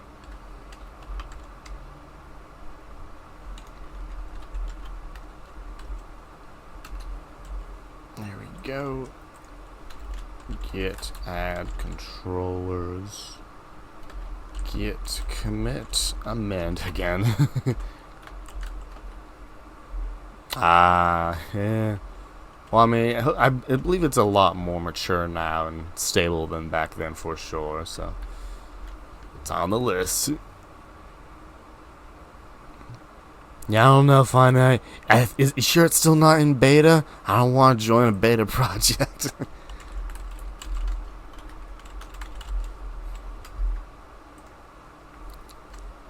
It's technically a user-facing. It's not user-facing. That's database-facing.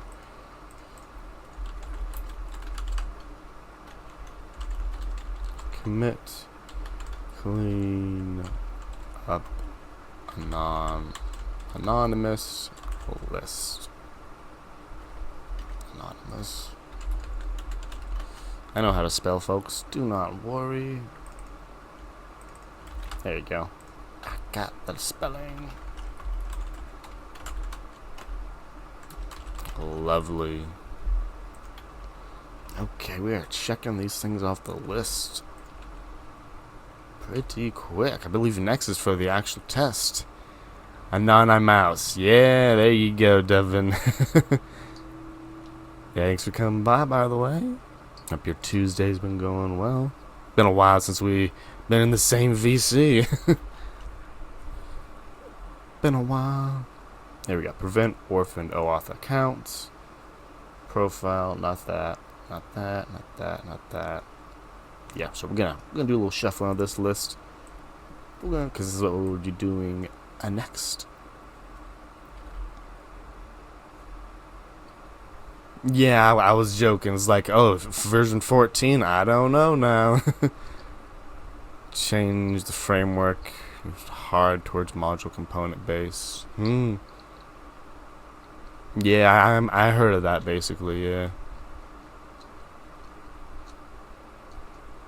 Cloud. I know it's stable now. It was Josh and Mithril.js. Never heard of that one there. Cats are gone. Oh, that's not the URL, unfortunately. Mithril.js. Hey, it's all good, Devin. I mean, we're all still here. Always. I still remember. Community's still here when you're ready. You know. Life happens.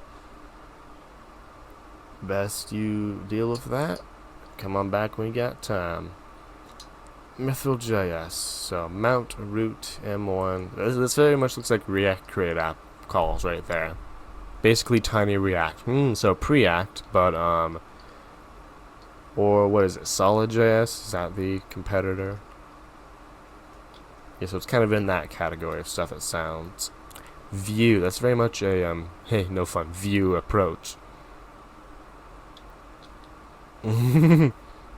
Yeah, finite, right?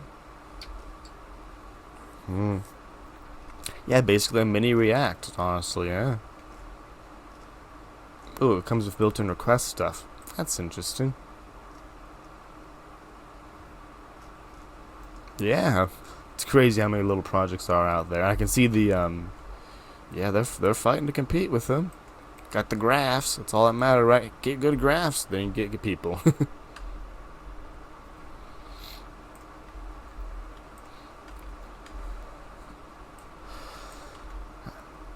But yeah, folks, with that, we have gotten those features done.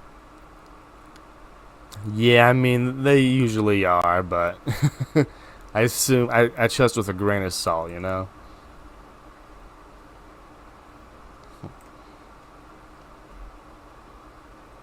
Now, let's see. I'm just going to look for a passport strat before I do this. I mean, yeah, it's not the, or maybe because I'm on dark mode, it looks somewhat acceptable. Let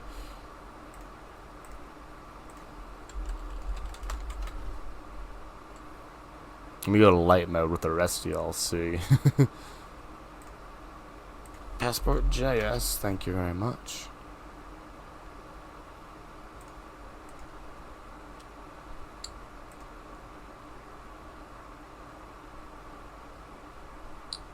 Any moment. Oof. Yeah. It's pretty plain of a website, but they're for the library, not the site, right?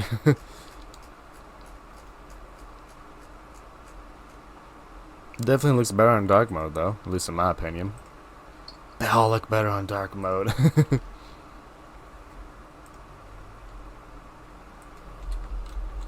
Yeah, there's a Dropbox strategy. Which one is more popular? The one with 1,000 downloads, probably. Okay.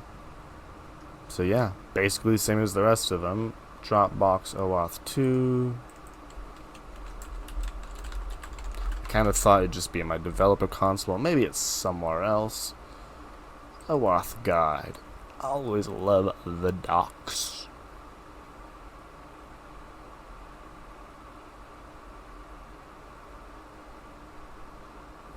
Let's see. This says official Dropbox.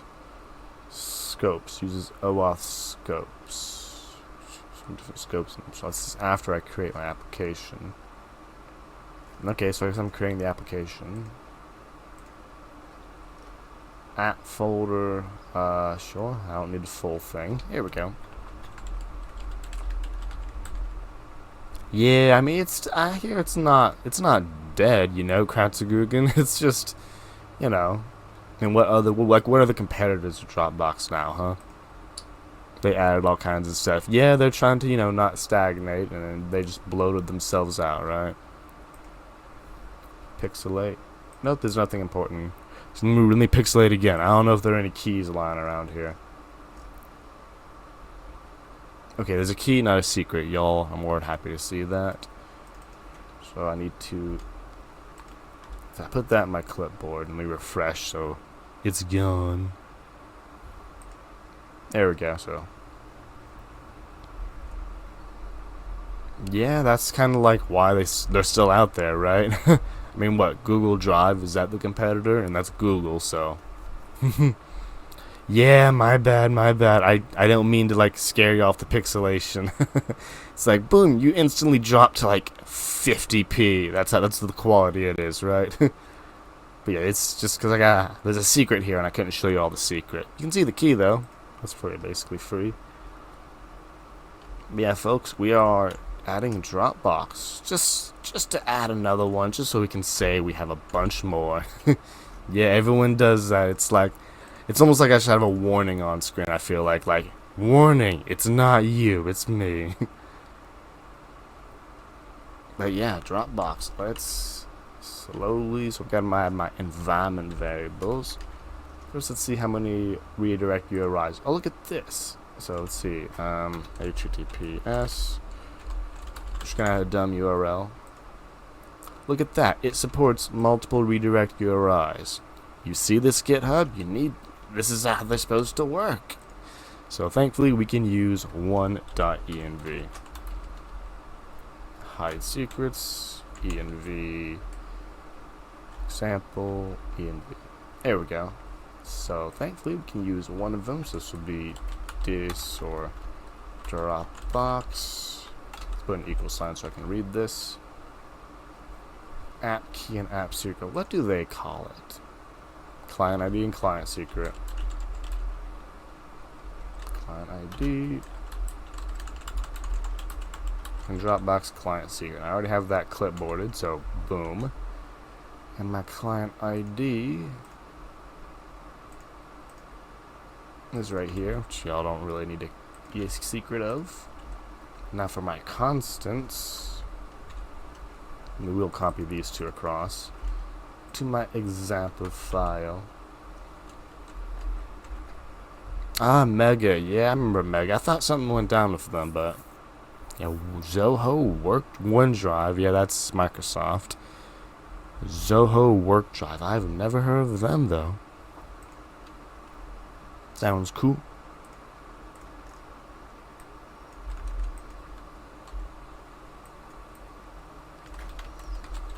We're only adding one today. I don't want to get lost in that hole again. But yeah, maybe next stream we'll add those people. HTTP. And what is my OAuth redirects? This is going to be my routes folder. OAuth redirect name. OAuth redirect name is Dropbox. There we go. And then one for the production place. is in my GitHub, which is on the README. Copy and paste. There we go. Allow public, sure. Yeah, I think that's what I heard about it. Oh, hey, I'm glad to hear they're, gotten redirect, though.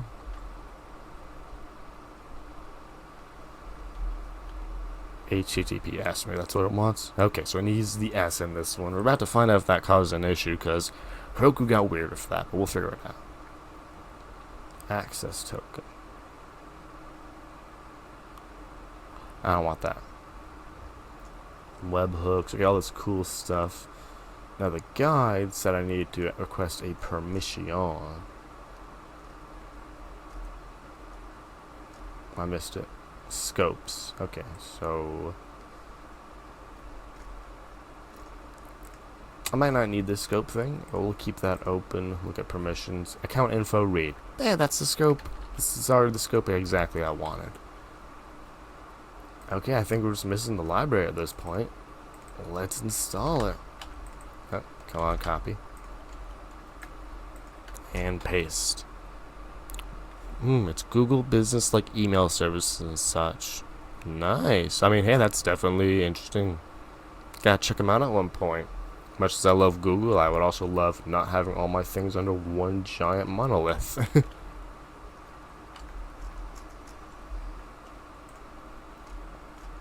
To the passport file, where we will add a new strategy. Passport Twitch. This is our Dropbox strategy. It's from the package name Passport Dropbox OAuth 2 strategy, the common way they are all meant to export. And now my conditional logic down here for Twitch. We will copy it and just rename all the instances of Twitch to Dropbox.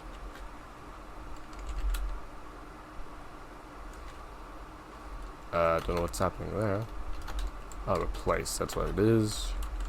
Dropbox. There we go, and that works nearly perfectly, minus the environment variables, which need an import.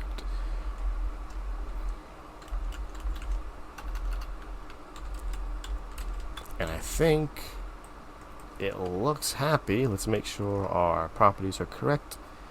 API version 2 apparently. Client ID, capital D this time. Client secret, callback URL, access, refresh, and profile. Profile ID. It's looking good. So we should be able to use our existing one. Let's drop that weird scope thing. And all we're missing is to create the route for Dropbox.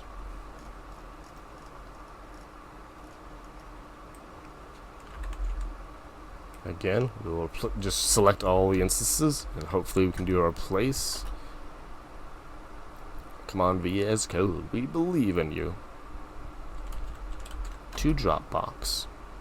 Hey, it looks like it worked. Let's bring in our ID that tells us that it exists,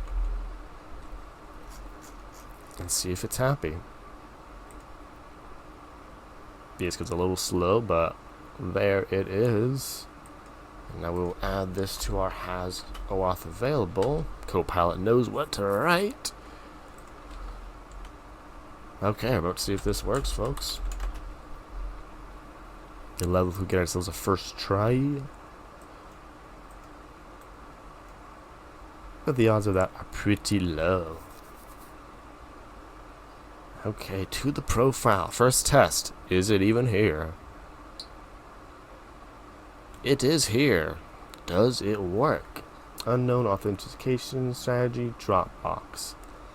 Okay, so it got named weirdly.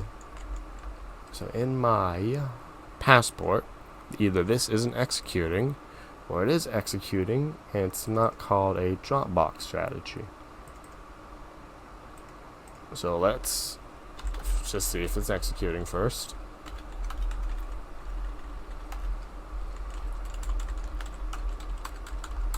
Execute here. The best console log messages. Okay, so that did happen. Let's ask it, how do we find out all of our passport strategies? That's the question we have now. Just console log passport. I am going to go pixel mode because I don't know if I'm going to see keys or not. So I'll hold on.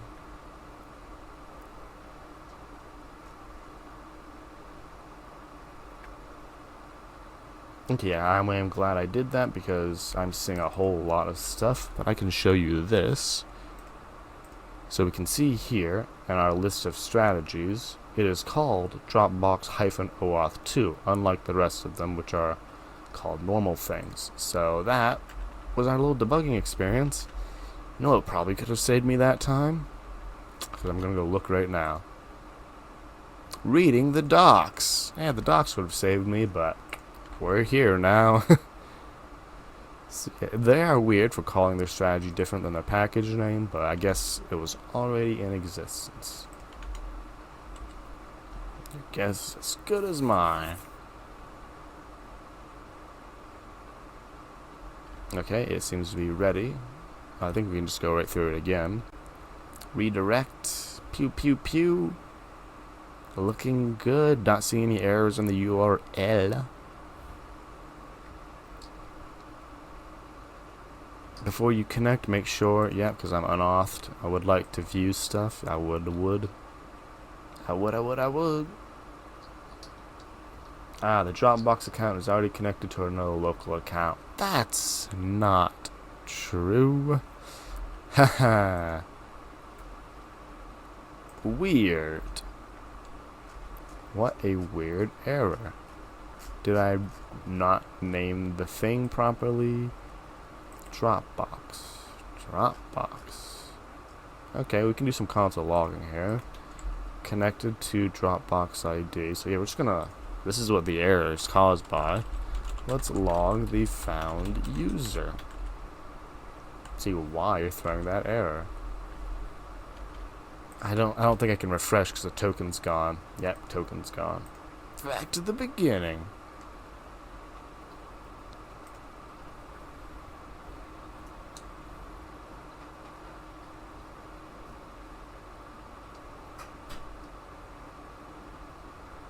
Trying to think. No, there's no reason why that error would normally show up. Come on. I'm glad about this all working. This is usually what would be broken first. Google, Discord, Twitter, Twitch, GitHub. Okay, I type out something somewhere. So we're looking for this ID, so more logging. So Google, Discord, Twitter, Twitch, Dropbox. It does say the word Dropbox, folks. Just making sure I can read properly at this point. Let's do a hot or hard refresh here. Make sure this... Oh, nope, it's still there. Okay, one more time and then we do get our break right here. I would like to finish this before the break, but it's not. It's being weird. Continue. Dropbox is so confused. Like, why do they keep logging in? Okay, let's see. Connected. Dropbox ID. It's not there, you dingus. Yeah, found user. Found user. If user created that and found user, how did you do that? Equals profile ID. Ooh, profile ID. If this value is undefined or false, that would do it. Okay, let's look at the profile. I know the break's here, but we're so close. So this is an interesting behavior when the ID isn't existent. Again, seems to be a case-by-case basis. Don't think I need to implement any protections for it.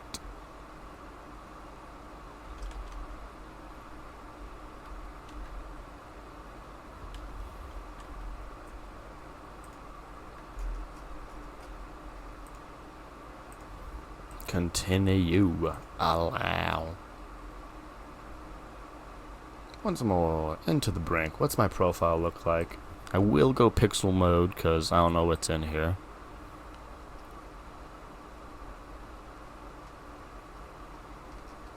There's a bunch of stuff in here. Is anything important? Okay, yeah, nothing here is really secretive. Let's depixel. So yeah, this is what we console log. Got a whole bunch of stuff in here. The JSON contains a whole bunch of stuff. So we have console, we have profile provider, and profile ID. So this is it right here. I see no reason why this query is finding any users at all. Like at all. We will do one more test by going to MongoDB and making this query ourselves. And then based on that, we will see if we can figure it out. Profile.id.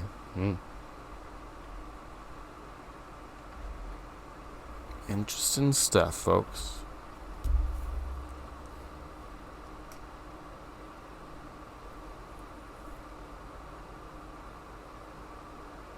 Yes, this is if I'm currently logged in, and this is for if I just found a user, yeah.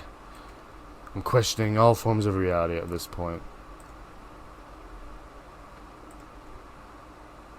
Come on, Mongo, get me in.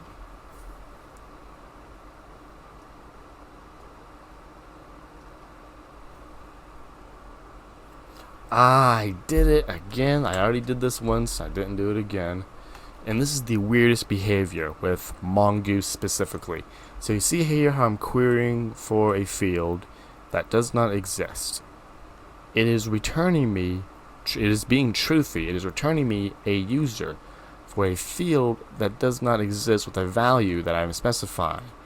This behavior in my mind should be opposite. Because the reason this is failing is because on my model I do not have a Dropbox ID field, like a slot available. So this is the issue.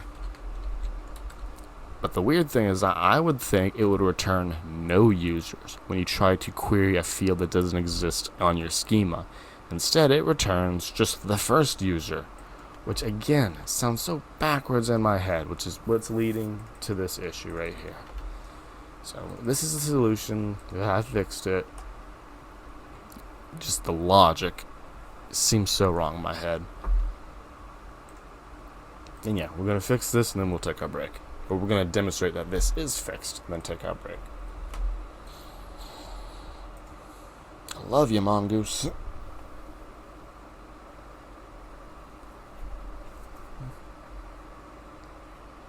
You think it would at least throw an error. It's like, oh, you're querying for something that literally doesn't exist. Because that's not a dynamic object, that schema. That is for a fixed object shape. They're all optional, but it's still a fixed object.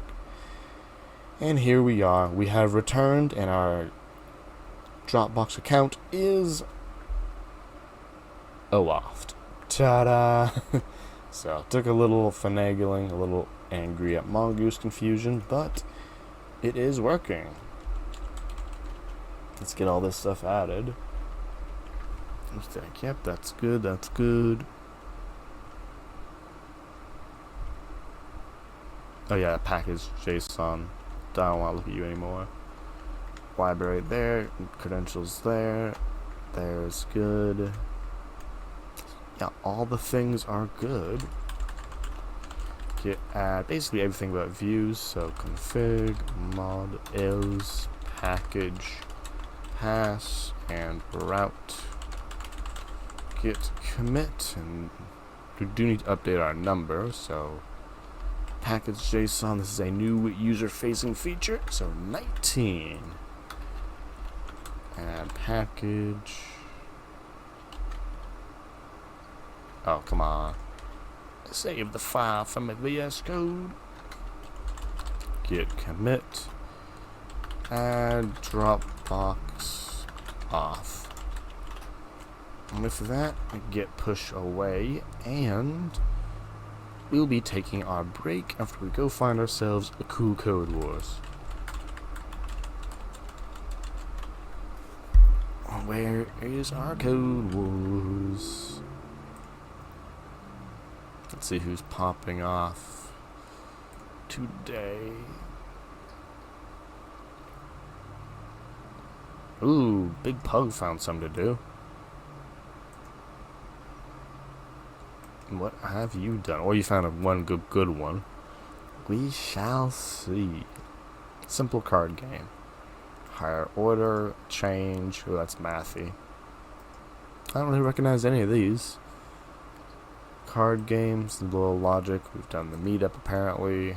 What's up next? We've done that. Okay. Card with higher value wins, 1 point. And is this just the game of war?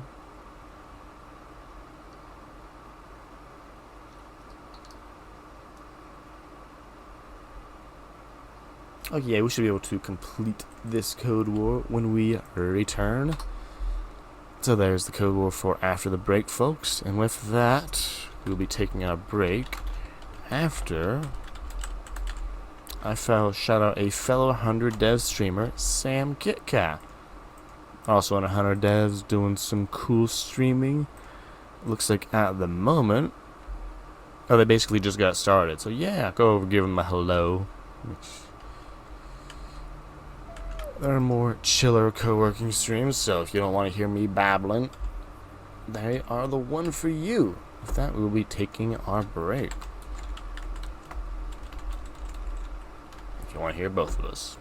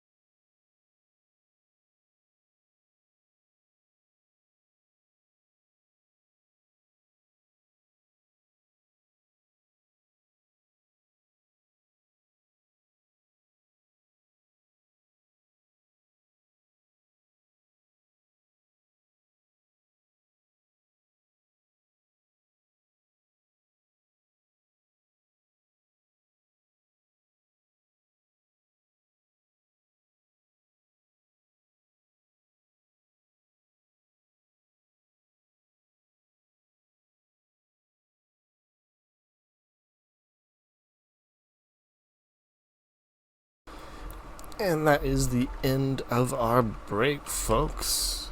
Well, let me switch the view back on over. Oh, where is it? There we go.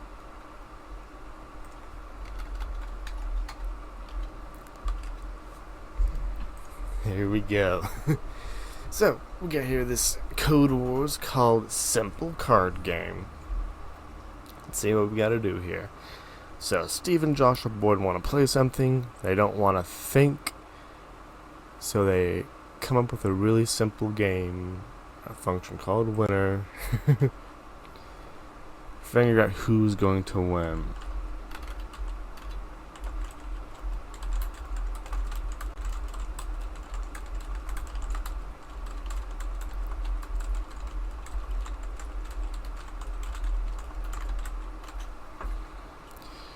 So dealt the same number of cards, both with the card on top of the deck. Whoever has a card with the higher value wins. So it's basically the game of war. Gets 1 point if the cards are the same, neither. After this, the two cards are discarded. They flip another card from the top. They do this until they have no cards left. Steve and Josh are Ray, representing their decks. Okay, there we go, yep. So it's two, they each have their own different decks. Let's give it a shot.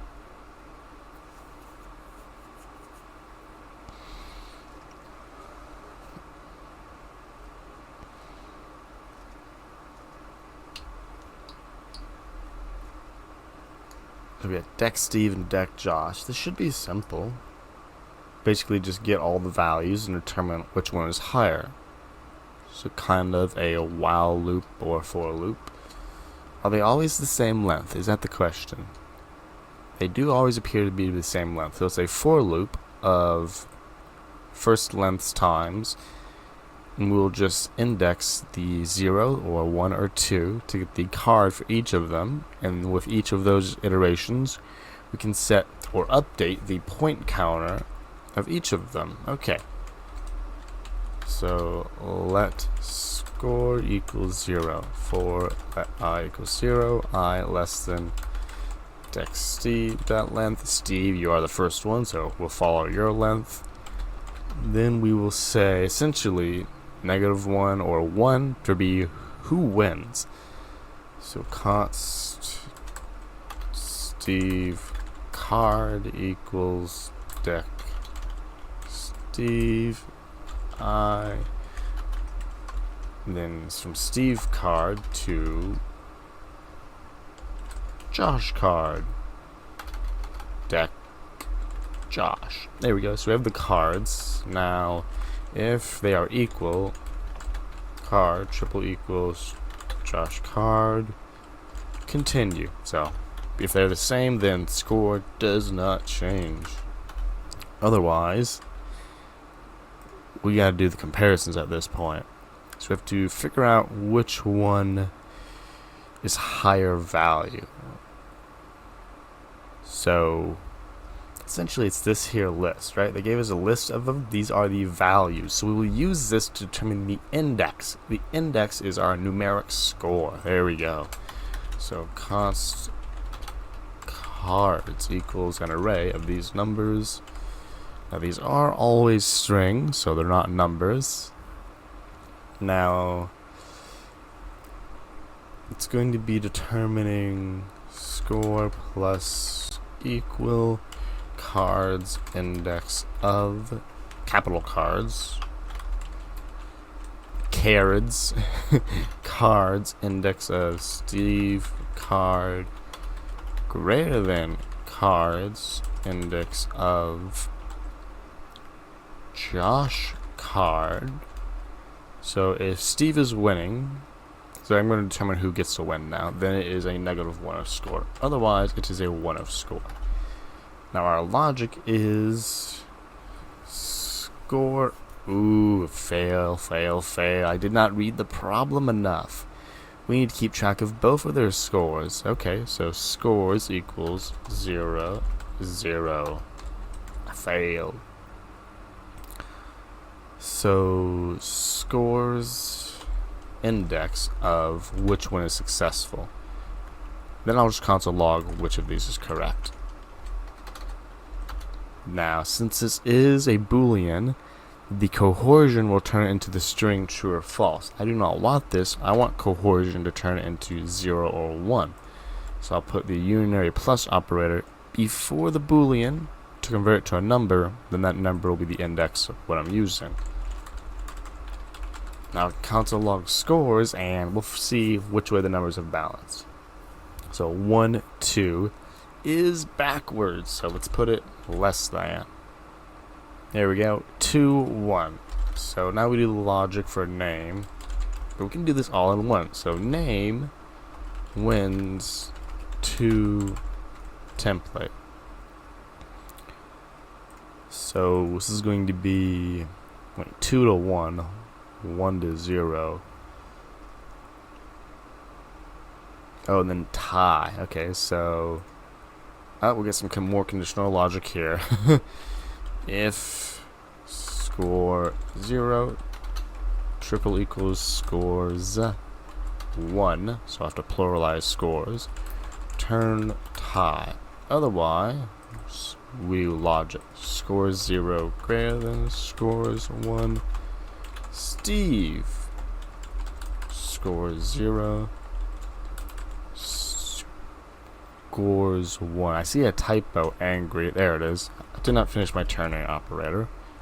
Who's the other person? Josh. There you go, Josh. You get a fair chance. Stores is not defined. I knew I typoed it somewhere. I just couldn't recognize it. Okay, let's see if it fails when Josh wins. It fails when Josh wins. Okay, so at this point, we're doing too much ternary logic. It's going to be return Steve wins to... This is going to be ternary logic, so if Steve's the actual winner, then Steve wins something to something. Otherwise, Josh wins number to number. Now the logic here is that here we do scores 0, scores 1. But over here we do scores 1 to scores, because we want the largest first, because the largest is of the winner. Now we'll see. There we go. Let's clean this ternary up just to be a little readable. Just because these are ternary, folks, doesn't need it means it's ugly.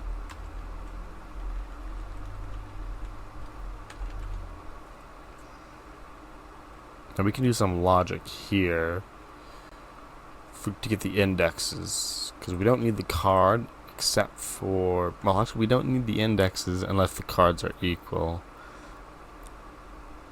I think I can just single line this. Besides that, I'm not seeing any bigger optimizations than this. So yeah, let us submit and see what the code warriors came up with. Okay, so rankings of that, 2 different variables, makes it a little easier, I suppose.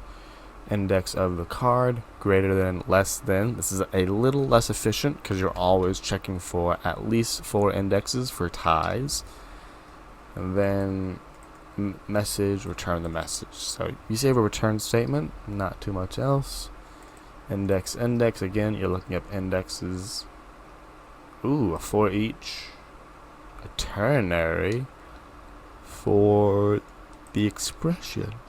It's a little more efficient. I mean, it's essentially just an if, else if. Where's my regex? Oh, so you map them to their numeric values. Then you get the numeric value out. That's cool. Yeah, I don't think we're going to get any better. Oh, they use a string instead of an array. I feel like it's mostly the same that way. Maybe strings are more or less efficient. Ooh, manual indexing. Okay, folks, look at that. That was our Code Wars done. let's... Oh, don't know. That got turned off. Let's jump to our list, which I think we're going to be writing our test and then getting our continuous integration online.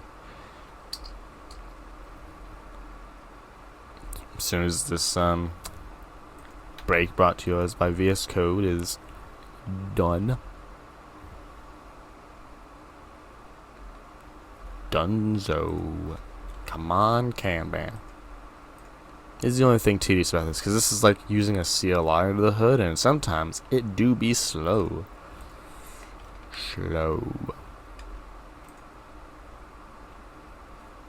Well, thankfully I do have a memory better than a goldfish at this time. So npm run test. I don't think even we have test. Hey, one dank platypus. Hello, hello. Did I have a CS background before 100 devs? I had 1 semester of computer science before the pandemic hit. So technically yes, but not really, because that 1 semester was basically just... What was that? It was... I'm trying to remember if it was C or C++ was the one they were teaching. They were also teaching assembly, so I do believe that 1 semester was a mix of assembly and C, to be honest. But yeah, so 1 semester, if you can really count that as a background, sure. Besides that, nah.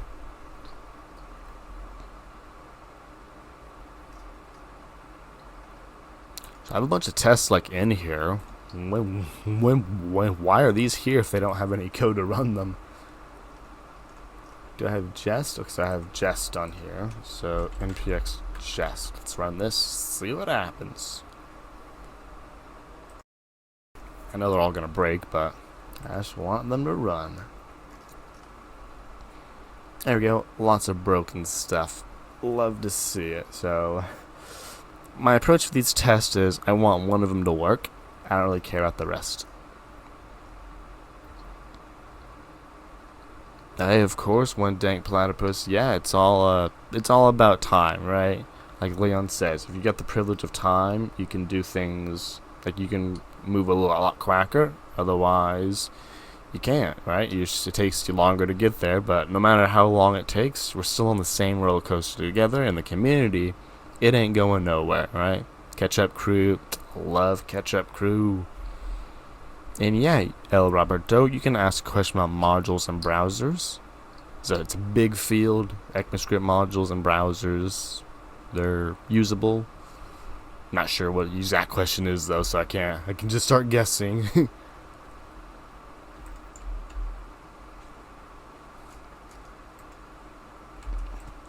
Okay, let's start messing around with these tests. I don't remember what they are. So if you go to the home page, you can get a home page. This is a good test, I believe. About this test. The API. So we do not have an API anymore. I'll have one eventually, but we ain't doing APIs anymore. Delete. Of course, Roberto. Yeah, I appreciate that. Database can be connected to. Throws error. I'll figure that out. Constants. Next, we can do some constants logic here.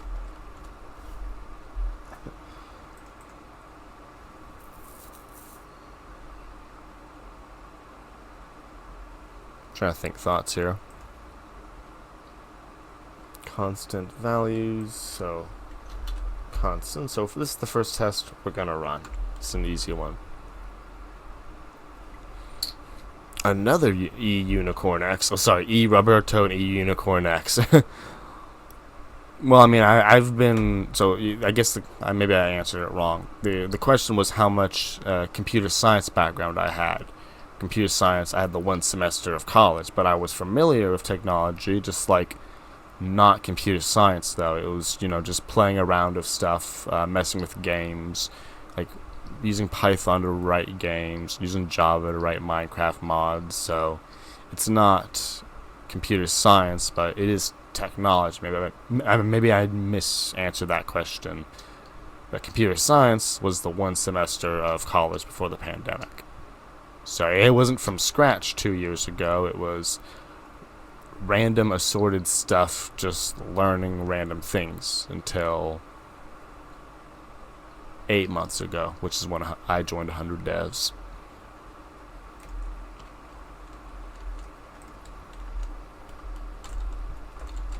Watch. I know I want to run the jest thing in watch mode because I don't want it to run all the ones I don't care about, and it would help if I turn my timer on.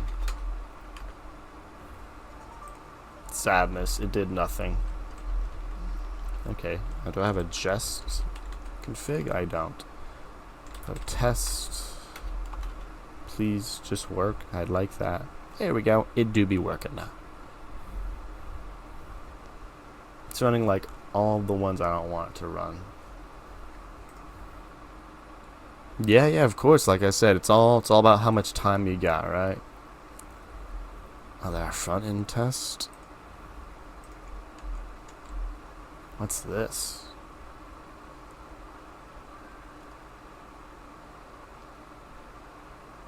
Huh. Wait a minute, what's this? So if I go to the home page, I will be sent to this list. Okay, so this is more logic. Again, we're not doing this here anymore. We're doing end-to-end tests. So, delete. There we go, Roberto. The ECMAScript modules were not a thing and script tags were error prone. Correct. People use Webpack to bundle files that have dependencies to other files. Correct. Now that we have import statement in files, can the browsers run without bundling now and without specific script tags or type module? Like, can't the browser load the first JS, which has the import statement, and fetch the file based on that? You're right, Alberto. So, modern days, you can write ECMAScript modules in the browser, and they will smartly import the things. So, for an example, I'm just going to go to main, for example. So what you'll start off with is kind of like what we do on the Node side. You'll start with a script of type, so like main or whatever, main, and you gotta do type module, which you already seem to know, module, and that will load the main script. But then let's say in the main script you have import thing from .other.js. So it will start loading main, and then it will see this statement, and without manually needing to create another script tag for other, so you don't need to do this, it will properly go and load other, so it will do it as expected, and then it will continue with main. So you're right, you don't need to do any ordering of script tags like ye old days. The import, it supports ECMAScript module, it will handle the dependencies and the order of them basically like a Node does. You have to use type module to get this functionality, but yeah, it should be able to do all this for you.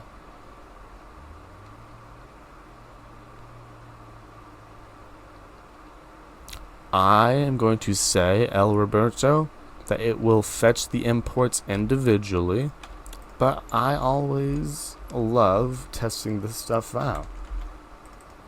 So we're going to find out right now. So I'm going to make a 3-part example. So we have main.js. Hopefully I can just use it in here. We'll find out. So public main.js. Import, come on, code. Import ABC from first.js. Wow, this is horrible. This bug is happening right now. So this is supposed to be a cool feature, but that is absolutely terrible. Okay, sorry about that. I'm doing some weird VS Code stuff. So we import ABC from first.js, local of course, and ABC def from second.js. Then we're just going to console log both of them. We're about to find out. So now I just gotta make first and second. First.js, export default ABC. I think we can do that. And second.js.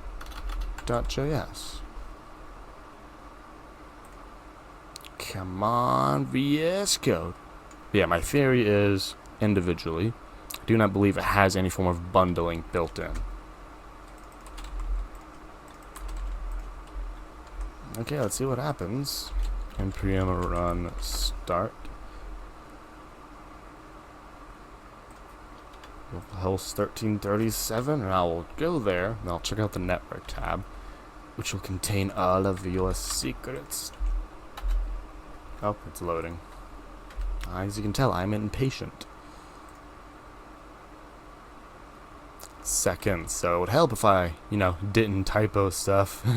Aside from that, save that. And one more refresh. There it is. So the code is working. We are logging our things. And now for your answer, we go to the network tab and we clear it. And we do another hard refresh, so no caching is happening. And let's see. So main, then we get second. Well, then we get first, and then we get second. So 3 different requests, El Roberto. Unlike Webpack, it's not one giant file. It is 3 separate files. There is no bundling. It is raw like this.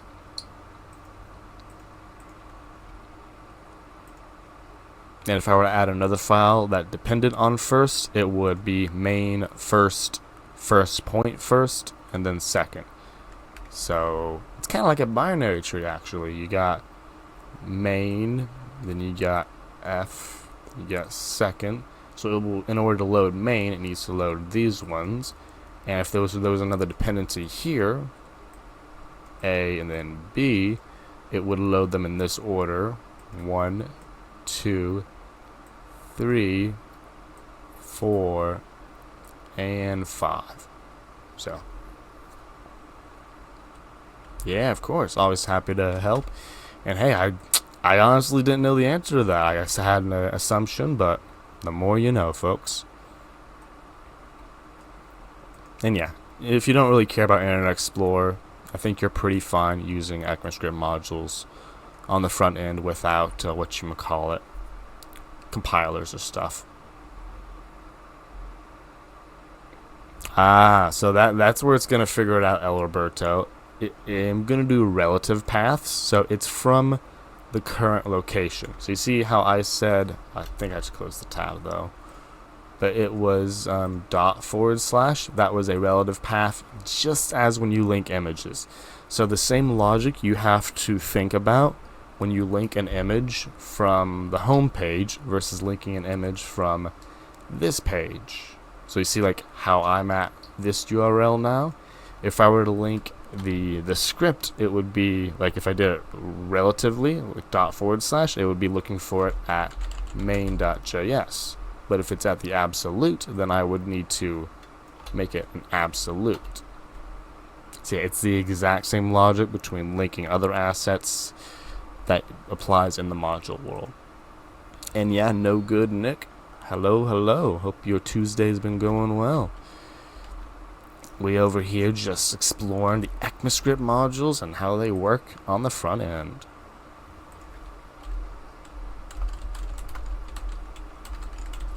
Absolute path. Are pairs wise? I am making them wise. And yeah, apparently there are these things called import maps, El Roberto. I don't think you'll need to work about them, but they allow you to map a module name to an actual path. I've never really needed to use them, but you'll figure it out. It's not, once you figure it out, it's not too crazy. At least from what I can tell. They tried to make it pretty clean and workable, which I believe they have. Yeah, that was a fun little exploration. Only.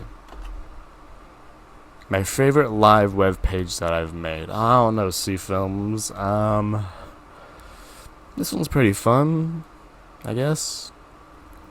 I don't know, you kind of make me think here. My Code Wars leaderboard, I like that one. Mainly because it's helping, so many people are finding it useful. So I like this because, people are liking it.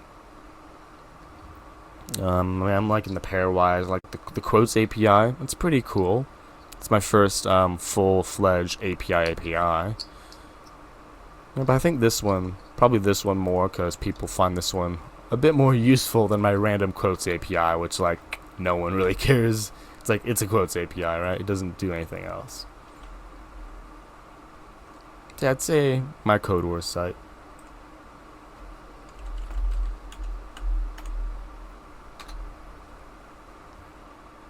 I would ask the question to use C Films, but I kind of think I know we all know your favorite live website.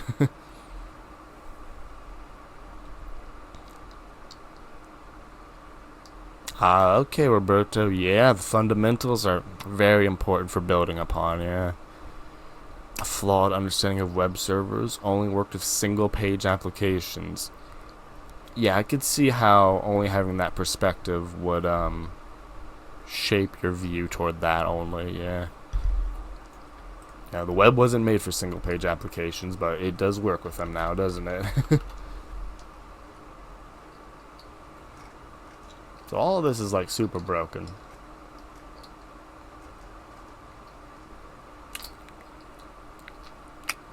Great. And y'all can look at my database, don't matter, you already saw it. I'm just gonna go reset that, but why isn't this working? I love figuring out tests. Oh, 3 of them. Ah, well, I mean, I would assume it'd be C Films, but I'm sure you like your other ones just as much. Come on, Mongo. Okay, so I guess the describe only works on the other things. So describe default values.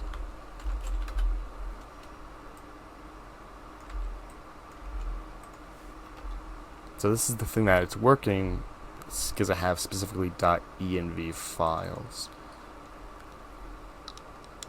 which is what I want to do, but I would like to mock the config of .env. So I have to look that up. Let's do it on this one. Nope, not on that one. Can I use the import syntax here? I'm about to find out. So let's console log or comment out these ones. So we're going to say import, there we go, then config. This is asynchronous, so congratulations, you just became asynchronous. I think it's const config. I hope that's how it will work. I don't know. I don't know if I can do this with common JS modules or if I have to do a weird require. The cache buster. Ah, nice, C Films. Well then I guess I'll hit the question back to you. What's your favorite live web page then?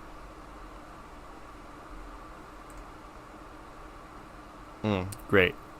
Jess is being weird. Oh, that's right. Okay, maybe let's use the require statement.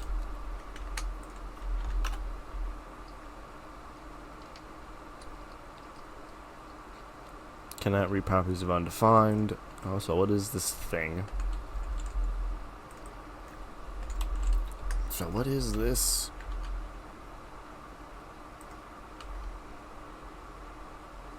Okay, so we do get all the things here. So I guess we just want port out of this. And I will update this password. Password, autogen. I gotta pixelate real quick. Copy, and then don't mind me. Just updating a password. There we go. This is working.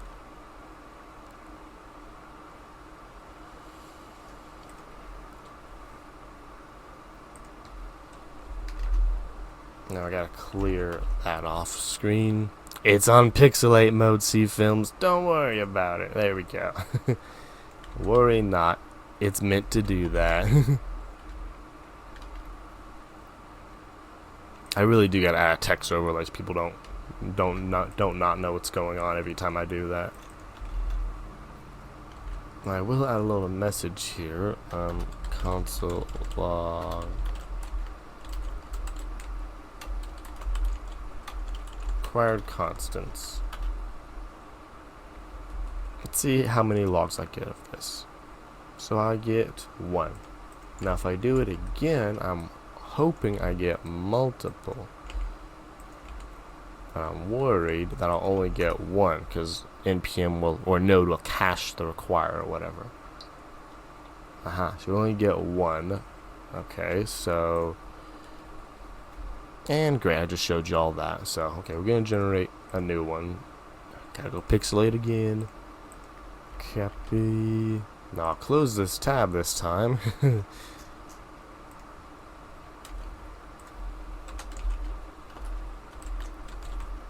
I am professional. Great, I clicked it and it did not copy to my clipboard. Edit password, auto generate. Yeah, that copy button doesn't work for me. Who knows why?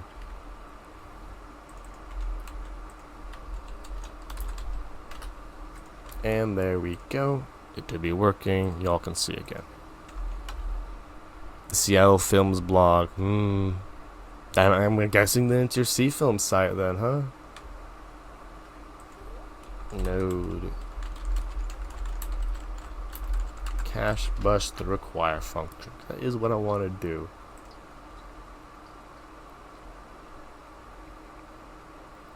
Can I just add some things as a query parameter or something? Safely delete an entry in the require cache. Oh. Oh, I can just delete that.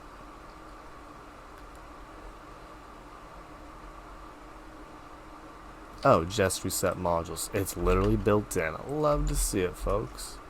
So what is this? Before each. Don't you love built-ins? I know I do. Yeah, C-Films, you're not wrong. It is a growing one. There we go. We get 3 console logs. So this is what you're supposed to do. Okay, now we're gonna add a cute little function. Test default values. This is logic we can't do. So stub. So I have to get in the fs. Const fs require. How does just? I think this is a popular thing that is Googled.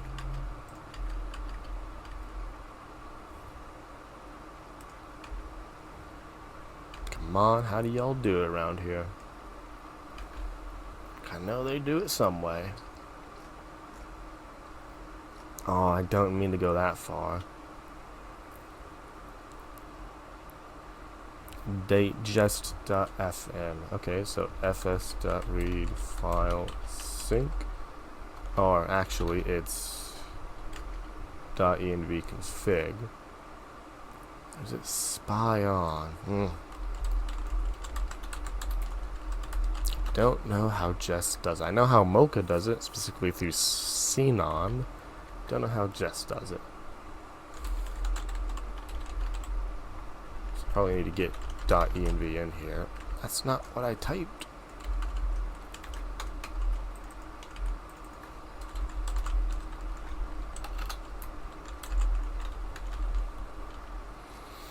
Okay, mock function, here we go. Mock. So he's saying I want to mock a module. Thank you. Axios. How do you do this? Axios dot. So just dot mock. That is what I call. Okay. .env. Okay. So now when I do that, want to mock, provide a mock resolved value. Let me pass this what it should respond. Okay. So essentially we're saying axios.get. So I do need to import it. So I do need that import. Yeah, I know. So I mean, I know I'm one of them, right? Bunch of folks in the Discord are some of them too. .env.config .mock return value empty object. We're gonna see if that works, just like that.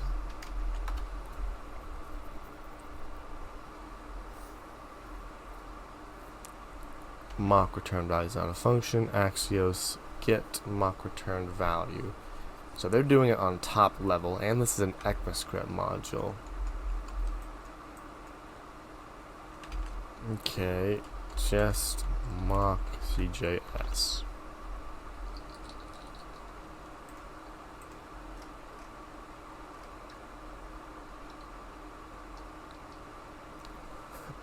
Oh, so you can do this to intercept something. I love this docs. Just mock path of module, fake module. Mock DB to. Okay, maybe I have to fake it out then. Okay, so this returns. How do you all do that? An object with a config just function. I have to return this, so in parentheses we're returning this object. And we're just going to see if it works, because I have, let me hide secrets. I think, well, yeah, what's one of the things y'all can see, and we all can see perfectly fine. Google Client, I mean, y'all see the Dropbox one, so look at that one.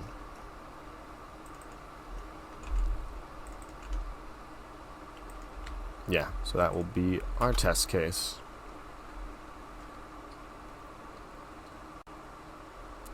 Hey, it is undefined. Great. Now if we look into our calls, which is going to be what?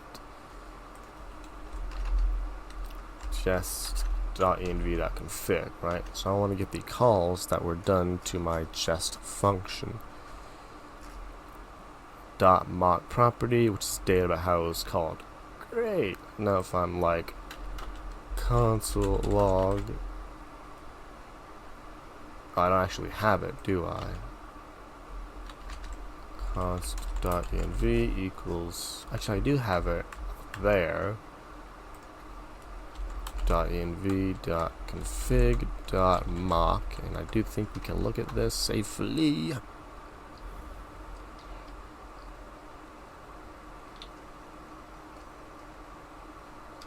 Line 12, undefined. Because it's before. No wonder it is, yeah.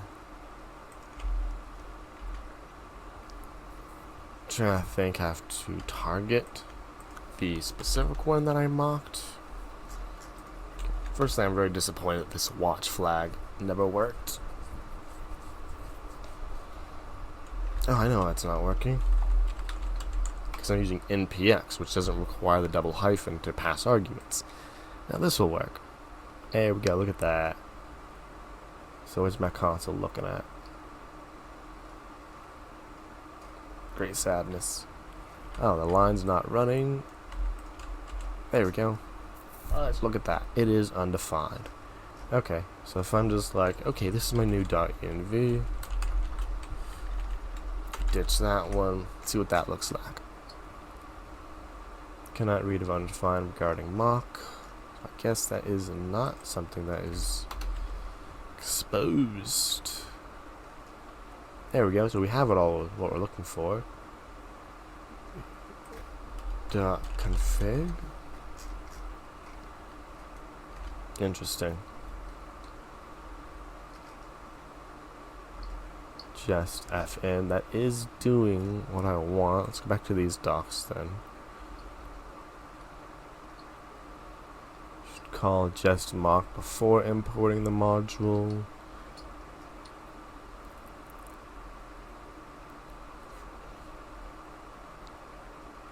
Okay, so it's like they do it that way. Let's look at it that way.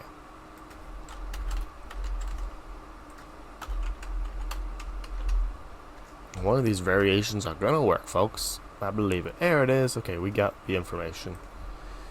Just had to keep reading. Who would have thunk? Reading is the solution.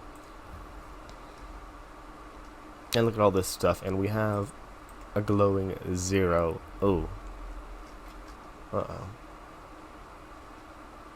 I mean, the fact that it's not set to anything means that it is working, right? I'm going to reset or not do the mock, and we'll see that the drop box is set to something. Yeah, so it's my ID. So this is properly doing the mock. I'm just not seeing it.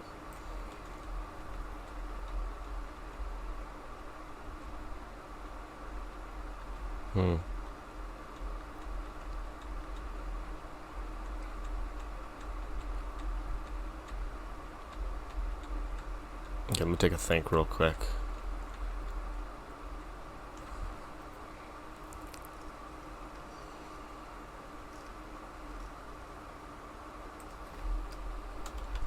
Calls should contain something. Empty. I mean, it is mocking, so I guess I'm happy. It's not doing what I would like it to do. Can't win them all, right, folks? So yeah, we only care about the defaults at this point. So this is going to be for every thing in the constants, all the defaults. We would like to see config calls, but too much to ask for at the moment.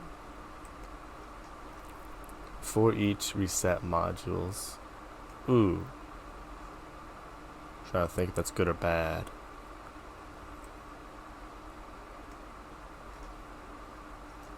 Thankfully, we don't need that import anymore since we're literally not using it. We'll figure that out later. So what are the defaults that I care about? Port, MongoDB, session secret.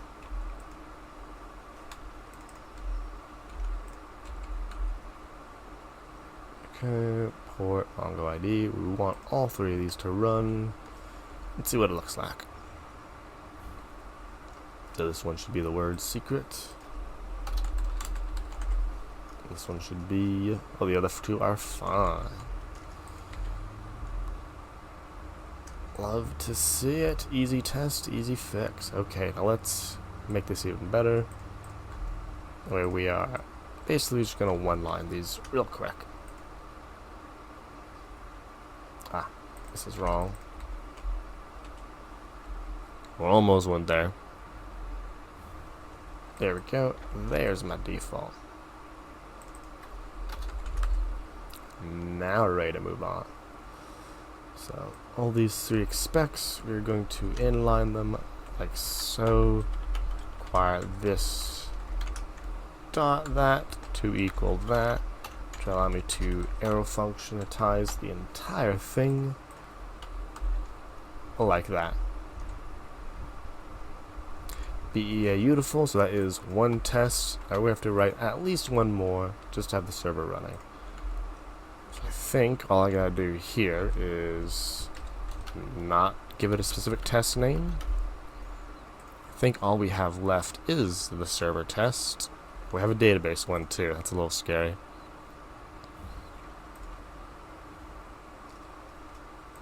Ah, it only ran the one. I'm very disappointed to see that. There are other tests because I have a dot only on here. Nope, not because I have a dot only. Okay, constants good, server bad, database also probably bad. Okay, lots of failure. Let us go for the database one. That seems maybe easy. I don't remember how this works. So let us look at this. Create memory server from a helper. Ah, it might not be going this way.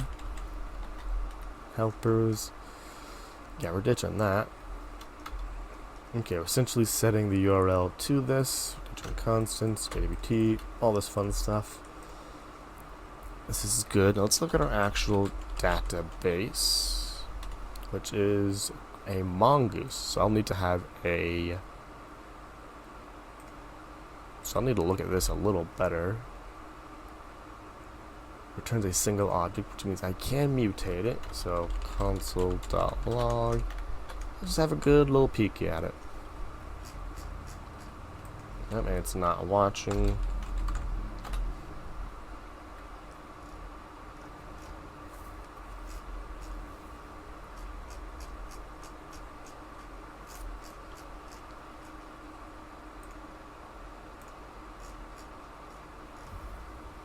Okay, lots of other failures.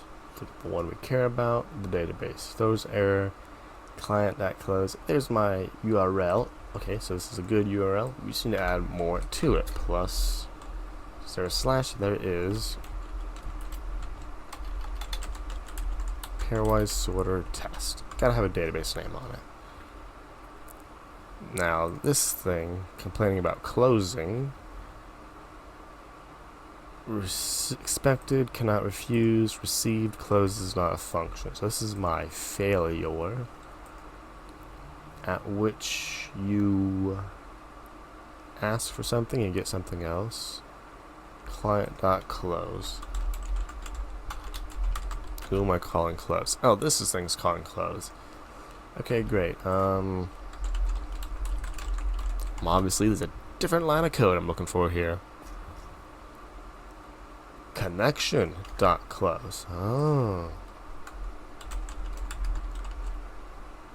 This is also ain't a Mongo client anymore, right? Yeah, this is a autocomplete. Please. Please. No. Hey, glad to hear it, yeah. And yeah, it's 18 gig of random RAM. It is nope, it is 18. No good, Nick. It is what do I call 2 plus 4 plus 4 plus an 8. And yeah, Mavi, glad to hear it. What's that? Where was that on Twitter? Follow along material doesn't have a thing in it. But yeah, that was the plan. Where'd you all get the inside at? Might have been on Twitter. And yeah, Rough R9280. Nice. Yeah, that sounds pretty good. I mean, GPU wise, I've never had any complaints with it. It's always been the whatchamacallit. Thinking thoughts. This is CPU bound, right? Yeah.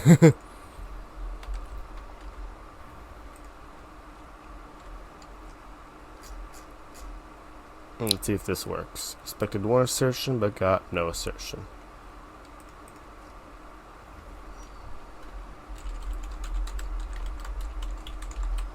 Okay, I'm gonna look at this. I'm gonna look at the so I don't know what this got set to. If I'll need to do some mocking here.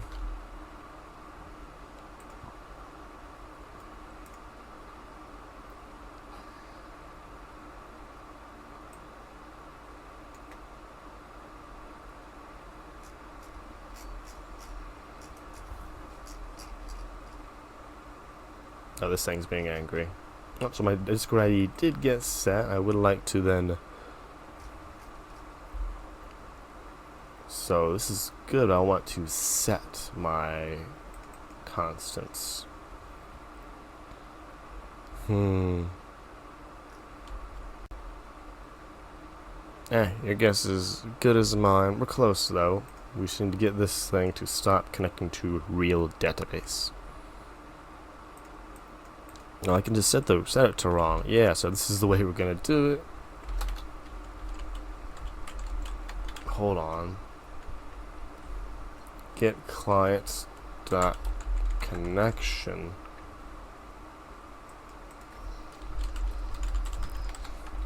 Because create memory server should be overriding all this stuff. Nope, not there.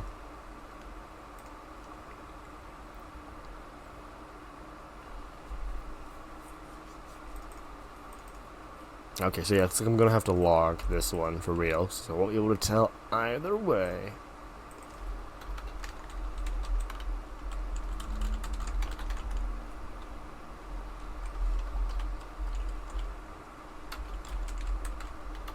constants.mongodb. We're just gonna have to look at it. Yep, it's okay. I'll just change the password again. There's nothing important in there, folks.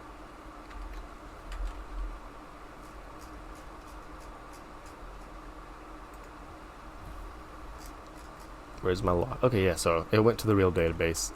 Great sadness there.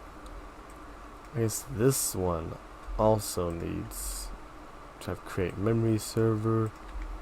Oh, I guess before this one, it's going to be, what do we say? Constant dot equals the test, or equals literally anything else, right?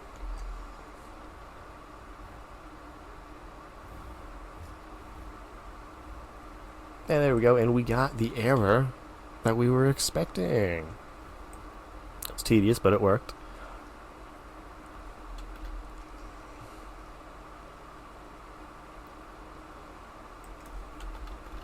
Okay, again, these tests, we're not going for pretty, we're going for working. Now here, for server tests, this is the next one we're going for. 2 pass, 2, well, where's the rest of them, folks? I do have other tests here. Database constants. Did you forget about one, just?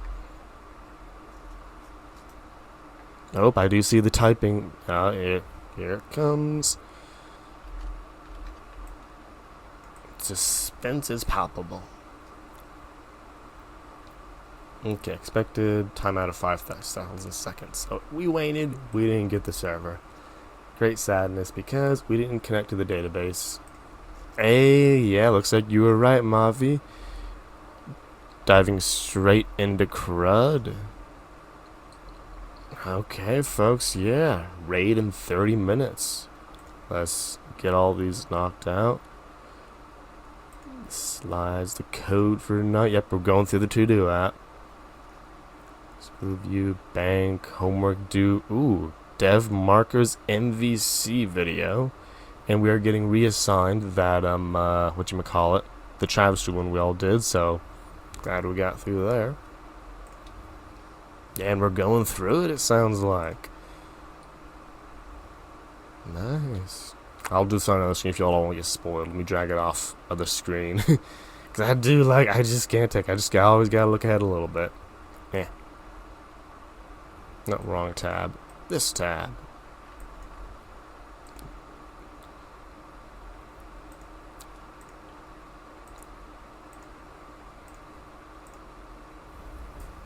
Programming MVC. Oh, look at that. It's like a 30-minute video, folks.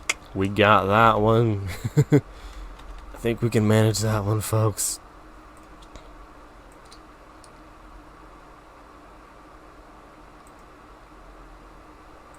Yeah, more celebrations. Glad to hear it. Internet's like, hey, you want to do stuff? Wait, I didn't do this. This is an old tweet. Where's the new tweet, Leon? Is there not a new tweet?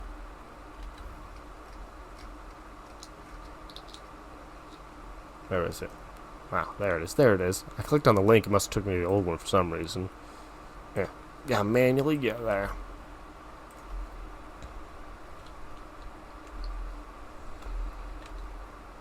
Yeah, folks, gonna be a good class. Okay, it looks like going straight into the review, Mongo, the to-do list.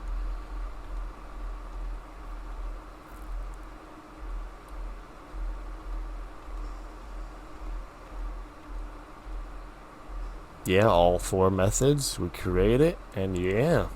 Looks like it's gonna be a good class, folks. Hey, D and Bull, it's going well. Just taking a little peek at the slides for today. Yeah, we're just doing a little bit of getting this test working, and yeah, gonna push it off to GitHub Actions. Should be able to get it done the next hour, hopefully. Don't know why this one's angry, but we'll figure it out. Because I didn't create the server. Yeah, these are them old tests, so it's like updating old code to new code. Yeah. All of the jank we could want.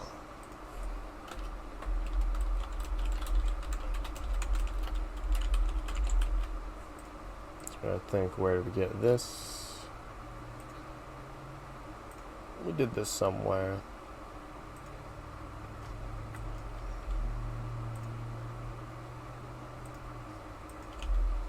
There we go. All of the imports. Yeah, hopefully this thing works. I believe in you, Jest. You can make it.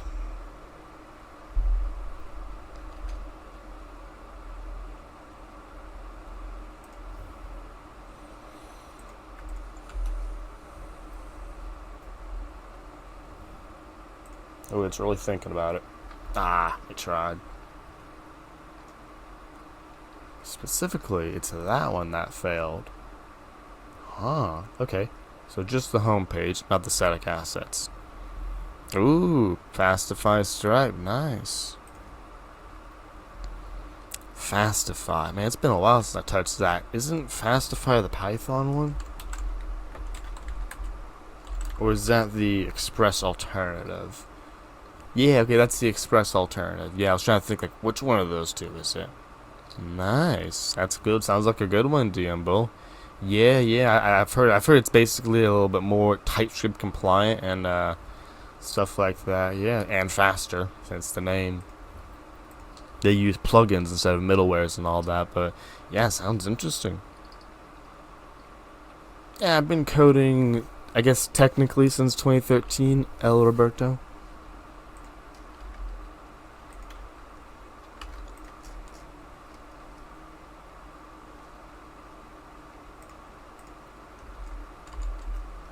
I'm trying to think. Index.js, right? Yeah, so we gotta get a client and then do this stuff. Sync, Google function, few curlies. Return, await, get client. All the curlies go all the wrong places. And the database test. Yeah, El Roberto, that's how long it's been. Well, that's because they asked what my computer science background was.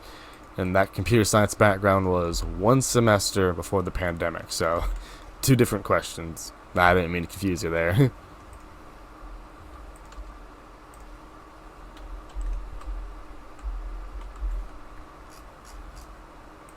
Come on, just run. Let's just put that up here.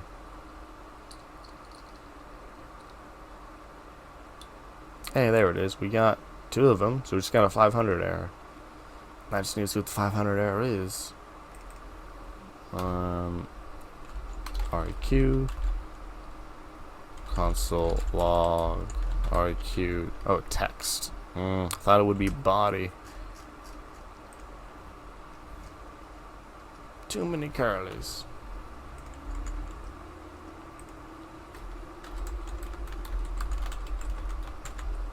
Obviously, I gotta do some cleanup here.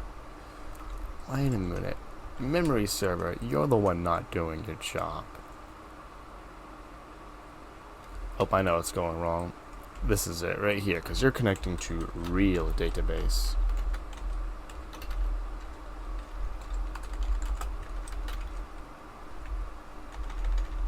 So it is right here.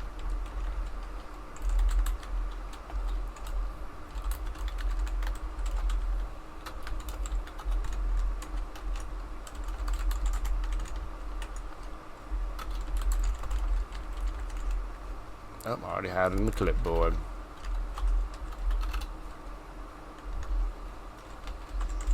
And then we have to do client.connection close. We'll return that because I don't know what's in there. Am I using a standard keyboard? Yeah, it's nothing crazy. It's a Logitech K350, so Nothing crazy at all. Hey, look, K350. So, just basic QWERTY without wrist rest. It's a Logitech. Also would help if I put 3 instead of D.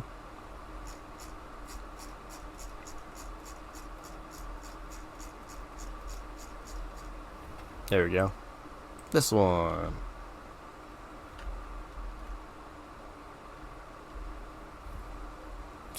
Breaks been brought to you by Spectrum Internet.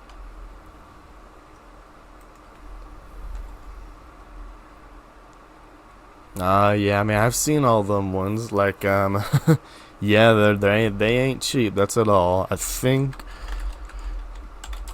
Leah actually got a whatchamacallit, one of them fancy keyboards. So, yeah, or in the Discord itself, you hear people talking like Moonrisers and all those other fancy ones, you know. So yeah, I'm unfortunately have not been sucked into the keyboard haze phrase yet, but I'm sure I will one day. Just not today.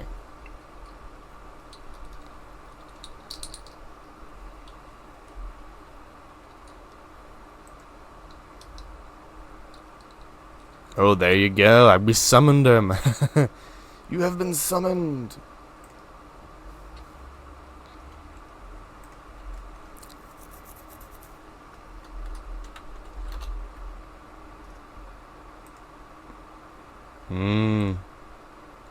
Yeah. Oh no, Lee, I've been asked that many times about it. Oh no. I don't know if that's a good thing or a bad thing, but I'm happy for you either way.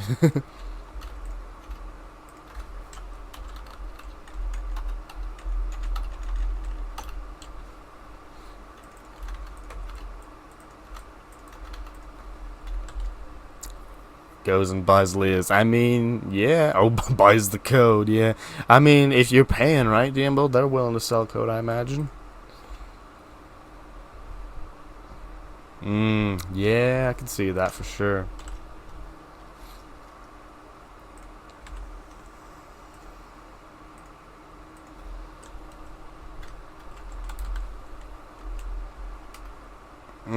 Yeah, I mean, this has been good enough for me so far, right? As long as my hands don't hurt, that's kind of the only requirement for me.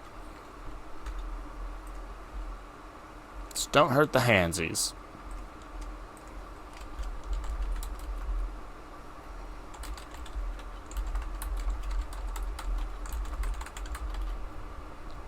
Yeah.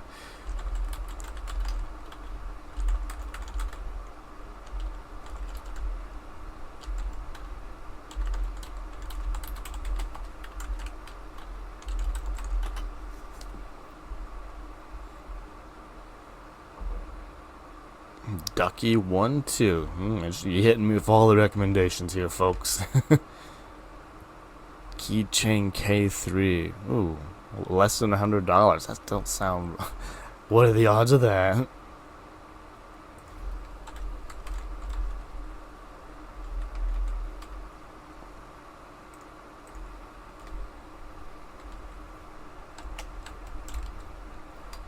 Keychron, hot swappable. I understand some of these words, folks.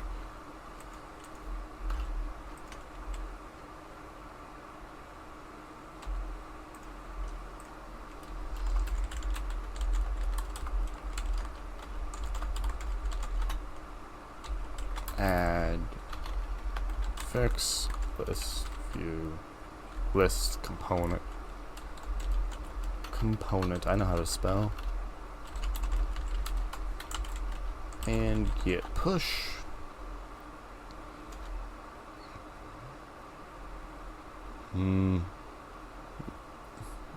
Yeah, I mean, my desk is basically a card table, so I don't really care about the size of the keyboard.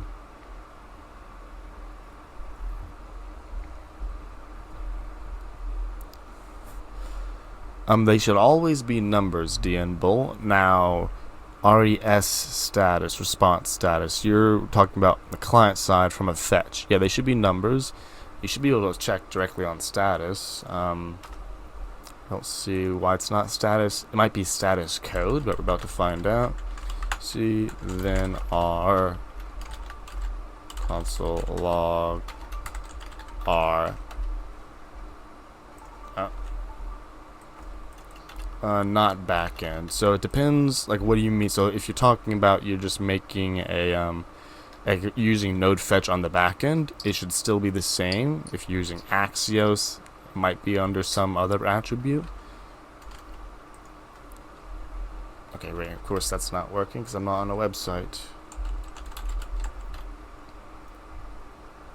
But yeah, it should be status. I wouldn't see why it wouldn't be. I could look up the docs, but I'm stuck to this. There we go. Yeah, dot status. It is a number, big number. And if you're using Axios, it might be something else. If you're using Next.js, which I assume might be what you're talking about, or maybe you're talking about Fastify, I'm saying dot status almost everywhere, I believe. You said res, which is response. That wouldn't be on a handler, because that would be setting the response. Yeah, D and bold. Dot status is the magic one. Status text sometimes extra, but status text is derived from dot status. Hey, all good, D and bull, all good. You gotta think out loud to figure stuff out.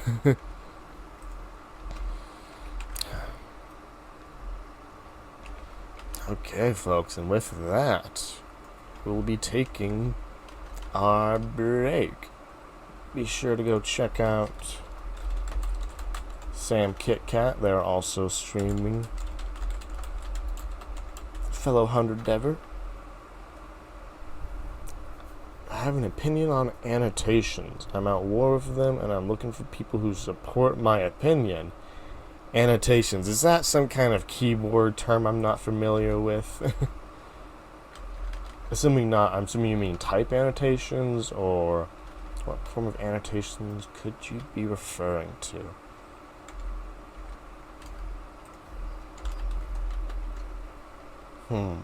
Annotations.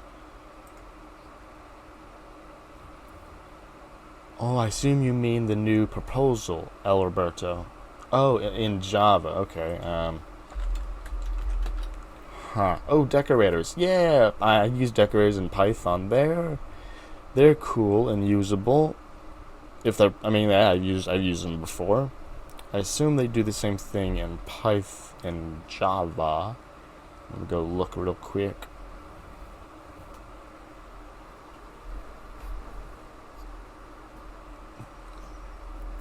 Do not change the action of a compiled program. Oh, associate metadata with the element. Oh, well, I don't see why not then. If it's adding more information, then sure. Like the at overrides annotation, yeah. They can change how it's treated, yeah. I definitely would say use them when you can, use them when applicable, like with the depreciated and stuff. I mean, I use override when I override something.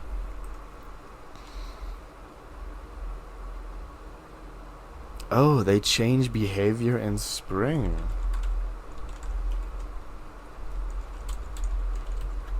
I don't know how much I like that.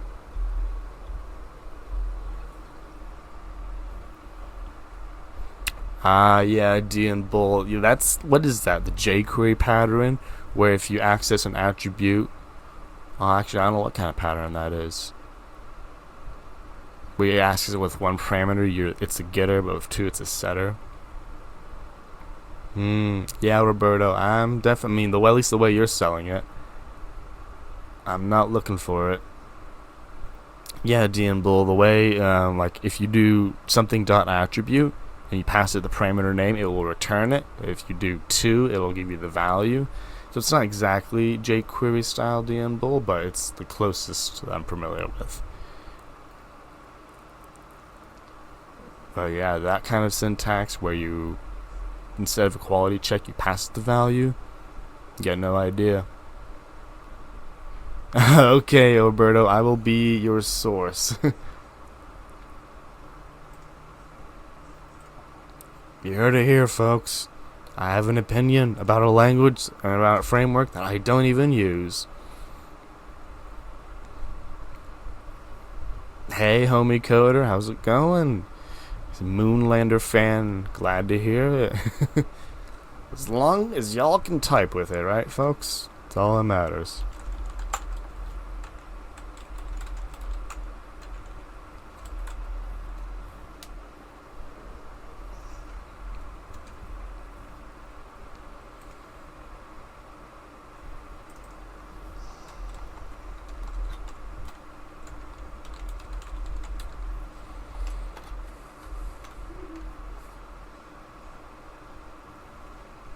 Yeah, I mean, I've heard great things about it on the Discord, from Octo, from other folks. It sounds pretty cool. Yeah, that's how time changes things, huh? Or it doesn't change things, right? The influence of past. Can't get away from it. There is no escape.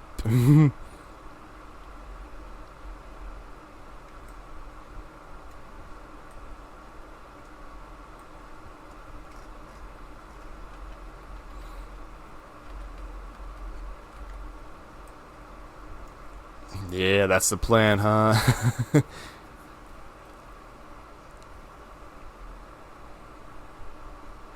That's how you know who's employed. All the cool programmers got it working. They'll got the fancy keyboards. Hey, Ryan, thanks for coming on by. Yeah, that's why you gotta have the clicky clacky keys, right? Gotta have the clicky clackies. Sound to plug in. I mean, that's also an alternative approach. Just a plug-in or an extension that whenever you type something, it makes it that. It's probably cheaper than getting certain clicky-clacky keys. Yeah, they do, Ryan. Thanks for coming on by the way.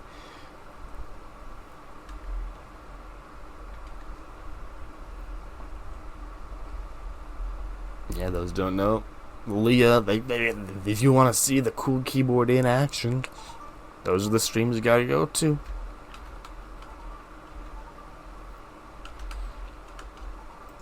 Okay, folks. Now we ain't gonna do a code war because we are literally pretty close to the class. So I'm gonna basically... Oh, that's not how numlock works. There we go. Well, it's not 20 minutes.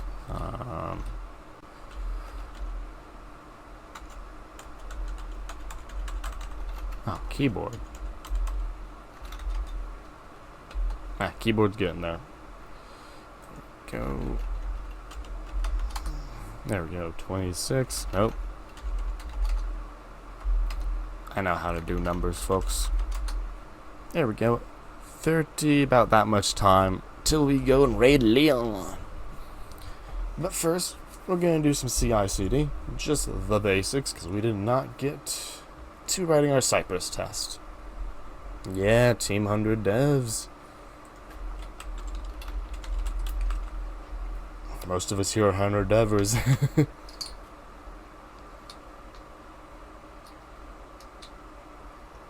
Okay, so we're just gonna yoink the node one, delete all that information, test and deploy on pushes to the, what do you call this, release branch, and on a workflow dispatch.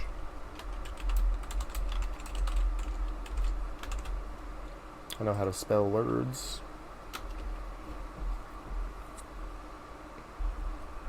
Nah, homie Coner, that's not it at all. The whole catch-up crew's there for you, so you got a whole bunch of people going at your own pace.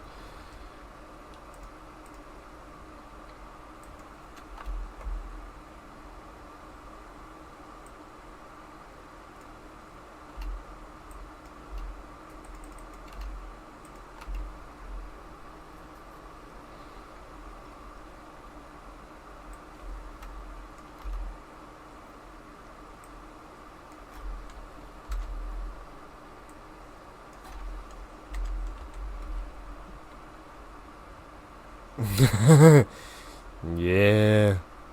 The darn teacher Sally, huh? Didn't get you far. CI npm run test npm. Actually, we'll just do npm test. And then we're going to do the... I guess we'll just do the test for right now. Yeah, we'll just do it a test. We won't do any deployment just yet.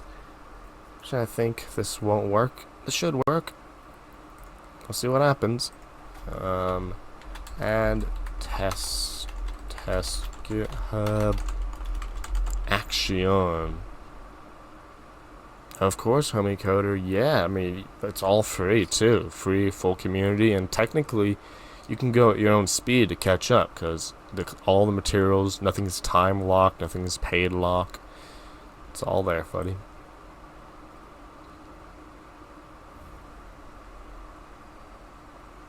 Let's do a git pull, since I just did a weird thing on the GitHub. Let's try to run our test. Run. I gotta refresh this page because GitHub doesn't show me the stuff.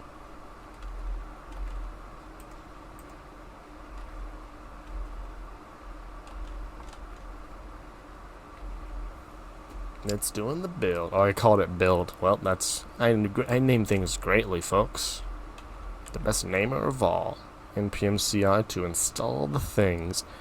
Hopefully that installs all the dev dependencies, which is where they live. We'll find out. Oh no. I just found an error. There's no test script. So this is going to be successful. Yikes. That was on me.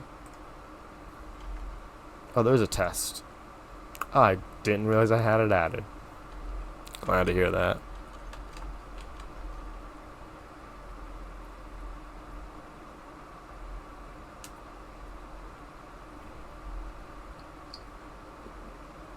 Yeah, for sure. There are help channels for if we get stuck on any level of the technologies. All good, DM Bull. You don't need English. So one of them failed. It has a home page, so that is my server test. Server test. It has a home page. Great sadness. Attempting to log. Doc type just encountered an unexpected token. Failed to parse file. Wow. Okay, let's try to read this. Using TypeScript, just more information on custom syntax errors, views, index.jsx. Ooh, why are you touching my JSX file? Oh, now you're running it.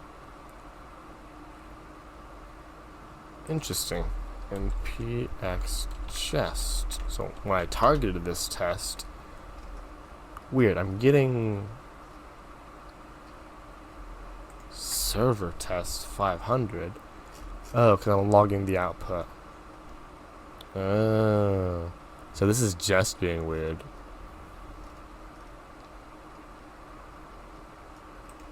But it's passing.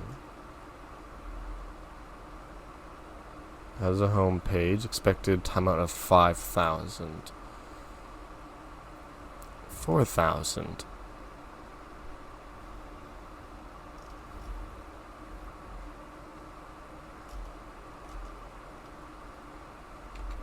How long did it take? Ooh, it took exactly 5,000 milliseconds. Okay. Let's see. Just set timeout to increase timeout value. I can do that. Oh, watch me. 10 seconds should be enough. Enjoy that. Trying to think why that would have failed. Dev dependencies. Yeah, I do have all these.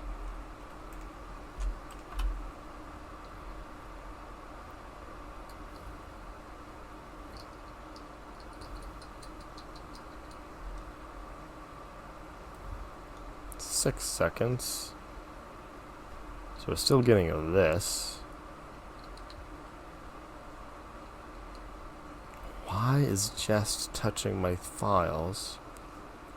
Ha! Again, this is one of those things where, like, thank you, Jess, for being in my way. We're deleting this test. We will get this working. I don't care what it takes. I don't care if we have one test, and that test says 1 equals 2. There will be a test, and it will run. There we go. Good enough. Push it.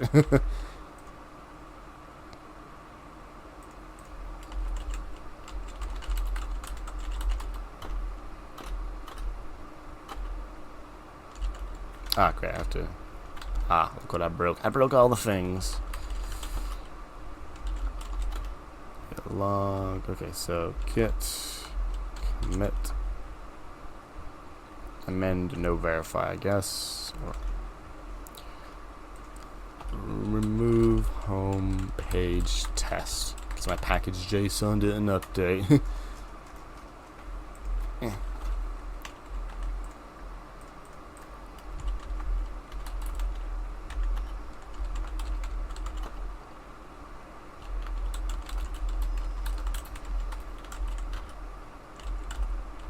And just for sanity, run the big test.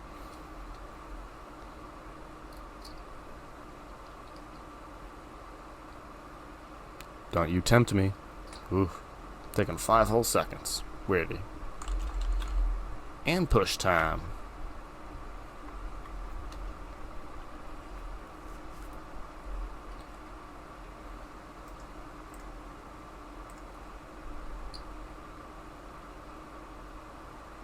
And we run it again.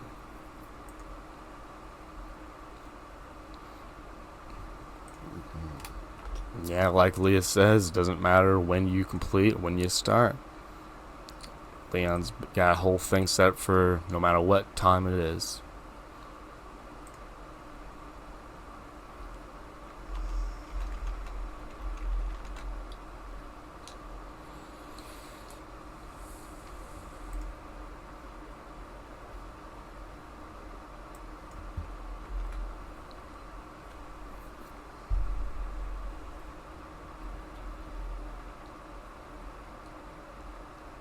Nah, that's not true, Daz code.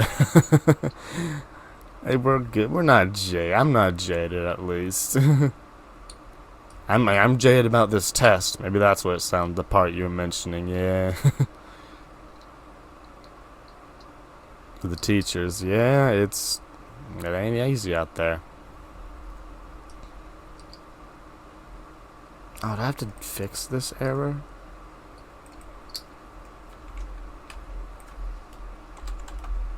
Mm-hmm.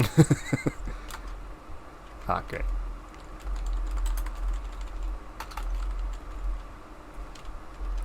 You do have to fix this error. I would like not to.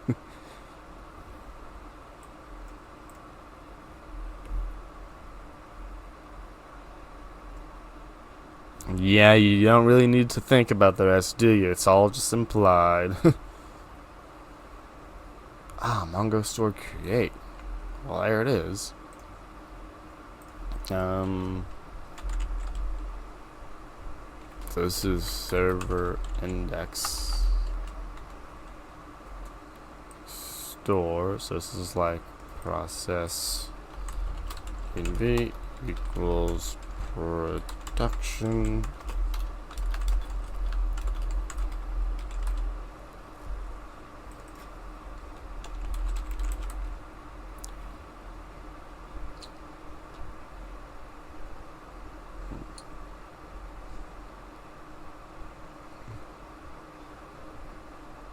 Yeah, I mean, I don't think there's a if you're talking about trying to join the 3rd cohort, I don't believe one has been announced yet. So I would join this one. I wouldn't try and wait for one that might not come about. And the environment is structured, although it's like you're not losing structure. It's just a different structure. You have the catch-up crew, which are also people going at their own pace, starting before and after you. I wouldn't say you're losing anything.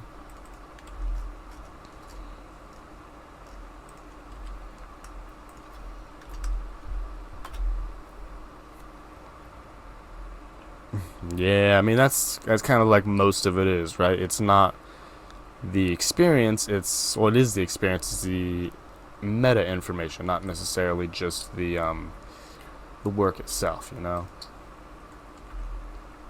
It's admin, it's all that.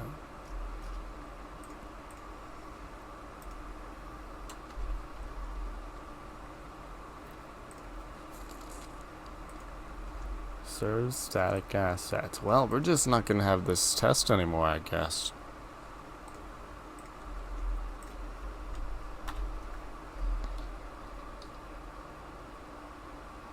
For sure, Mavi. Right? Yeah. If there even was a planned one, it's definitely gonna be on a delay to whatever Leon even might have been thinking of.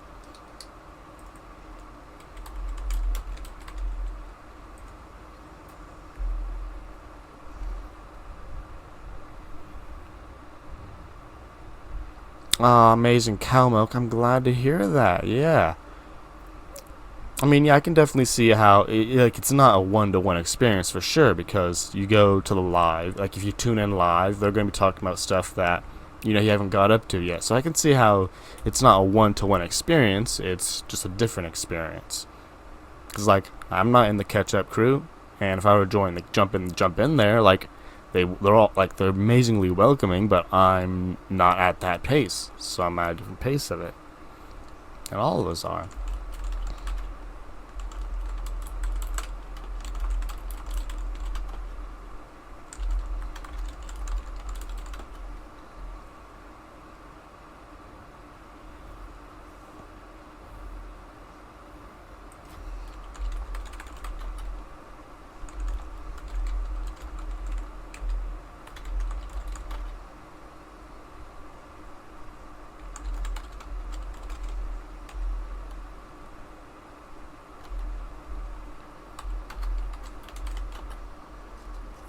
Okay, these tests should be working.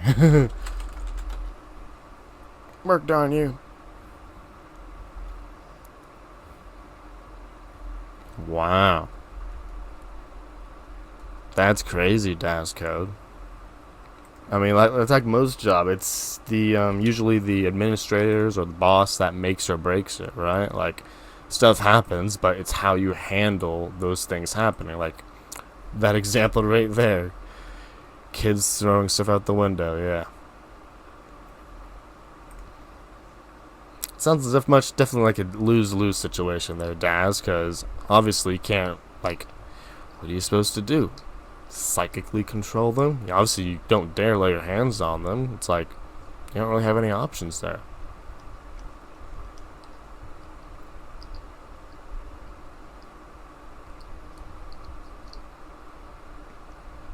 Yeah, darn teaches Mavi. It's like, why can't you just have I said psychedelic, telekinetic. Ooh, I went the wrong edic there. There we go. The tests are passing. The very important, useful test. Okay, so HerokuApp.com. Let's get this Heroku push action. Heroku deploy action now. Where am I looking for? But it's actually right here in my file now. To .github.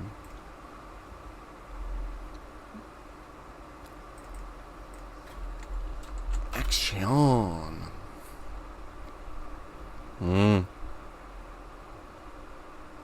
Wow. Dang, Lee, I can't imagine that.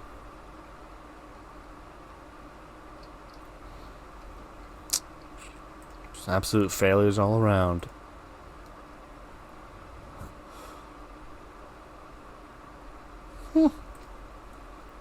From the frying pan, or from the freezer to the frying pan, huh? Dang.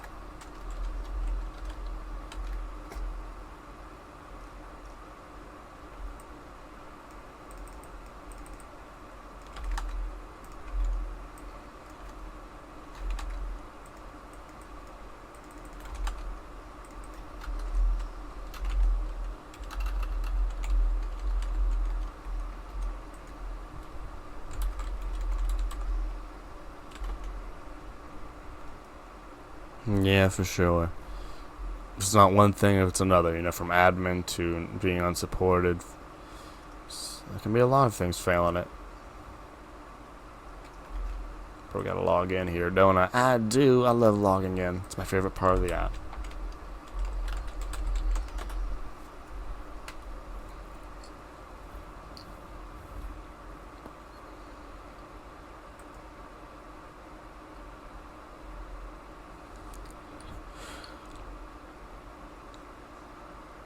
Yeah, well, I mean, that's kind of where most of us try to be, Low-key chill.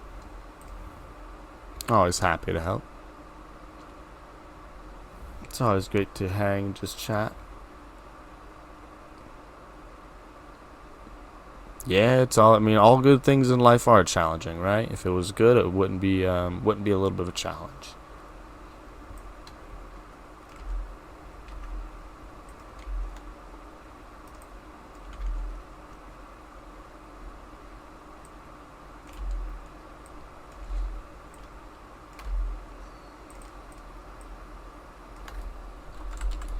There we go. We have these things, and now we gotta go add these secrets.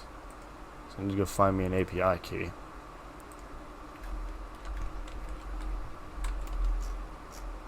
Is this application level? Heroku API key. Probably should have read these instructions. Go to your Heroku account settings. That's where I want to go.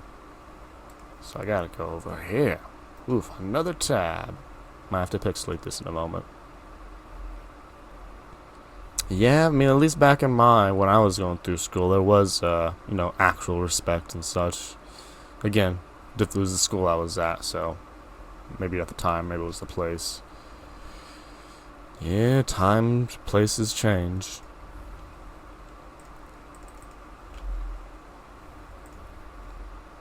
There we go, got it copied.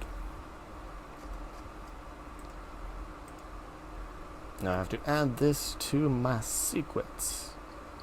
Would your instructions love to tell me? Settings, secrets, new secrets. Settings, secrets for my action. That is where I want to go. And new secrets. New repository secret. There we go. Value, I got to pixelate this one. But the value is exactly what it was in the file. Heroku_API_key. Boom. And then the next one is Heroku_email, which is yours truly.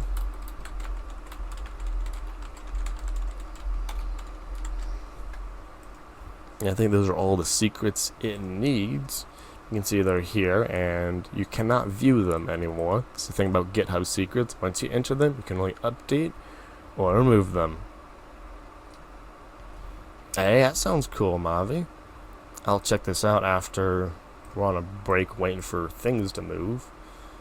But yeah, that definitely seems cool.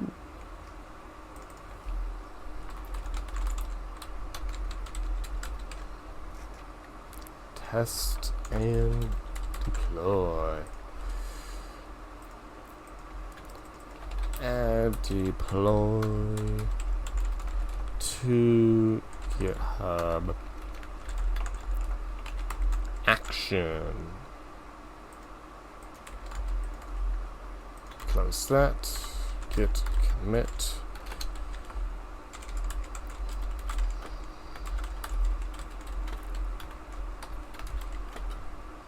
And git push. Yeah, that's a good point. Let's check out them actions. Let's check out the Mavi's web dev resources. The MDN, CodePen, DevDocs, I've used that. Good performance, Site C inspiration, Tiny PNG, SVG, loving it. The metadata stripper. Speed test, I love that one. I love Python Tutor, it is the best. They also have a JavaScript version, which is on the same website. All the tags, polyfills. Nice. Markdown. Yeah, wow, there's a whole lot of good resources here, folks. Be sure to go over and check that one out.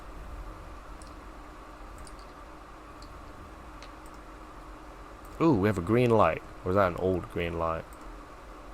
Let's go on back. That's all you gotta do, Mavi, right? Just get a plan, then MVP it, and boom. Build off whatever templates you need.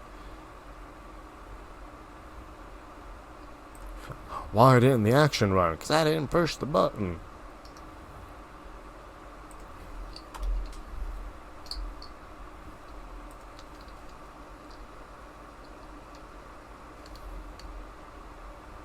Yo, Comrade Guru, congratulations. I would ask how you're feeling. You're probably feeling a little nervous, but did you software engineer role? Nice. If it's your first interview, it's probably going to be a little bit behavioral, maybe technical. Do you know exactly what you're going to be doing? Answering some leak codes, behavioral? Because they should have told you that. If not, you can probably ask them. Though it's tomorrow. I don't know. I'm not an expert in that topic, but yeah, congratulations, comrade. I'll be seeing you in the celebrations channel soon.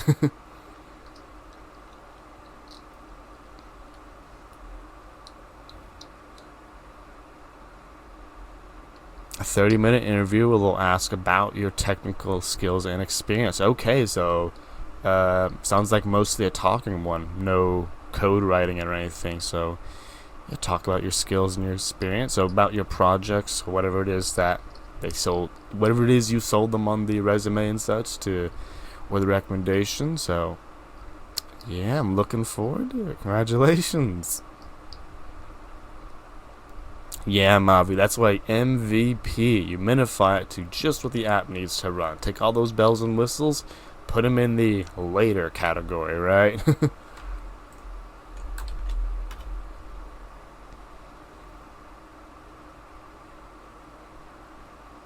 Uh-oh. Okay, this is a good thing. So, I made a mistake. Package JSON did not have cross env in my main dependencies. This means when Heroku went to install it, it did not install this into my dependencies. It only installs non-dev dependencies, so when I went to use it, it exploded on fire. So let us fix that. 13, 14. Oh, great. Close this.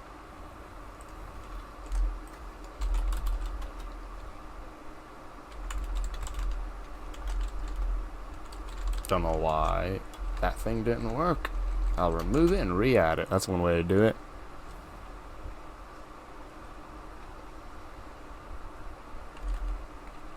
All problems can be summed down to turn it off and back on, folks.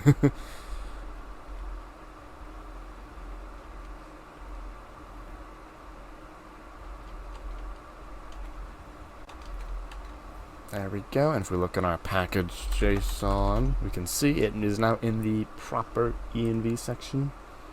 No, wrong one. There we go. See, it moved up where we want it to be. Commit.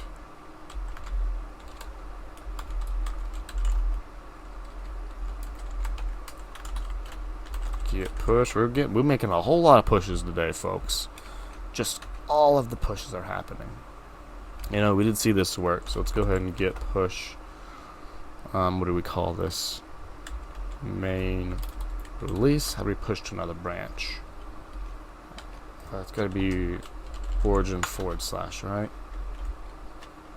No, it's what we're pushing to, where we're pushing from.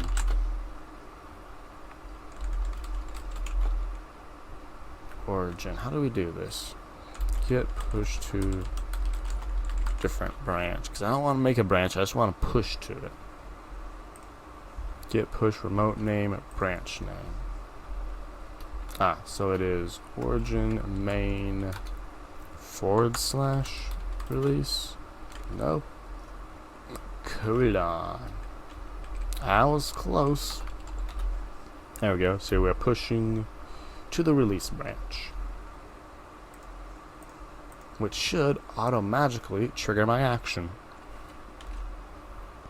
Yeah, Lee, I mean, when it comes to stuff like this, it's just a bunch of pushes in a row, right? Just a whole bunch of pushes. Well, there you go. I'm glad to hear you. See, that's what we taught to say when we mean community taught, homie. Maybe shares a resource, someone finds it.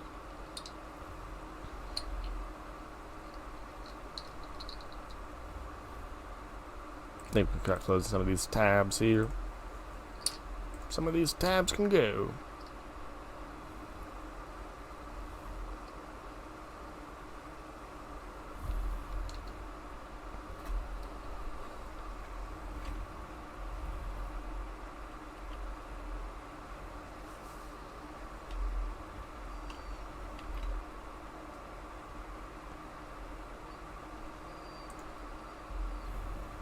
It's getting there, folks.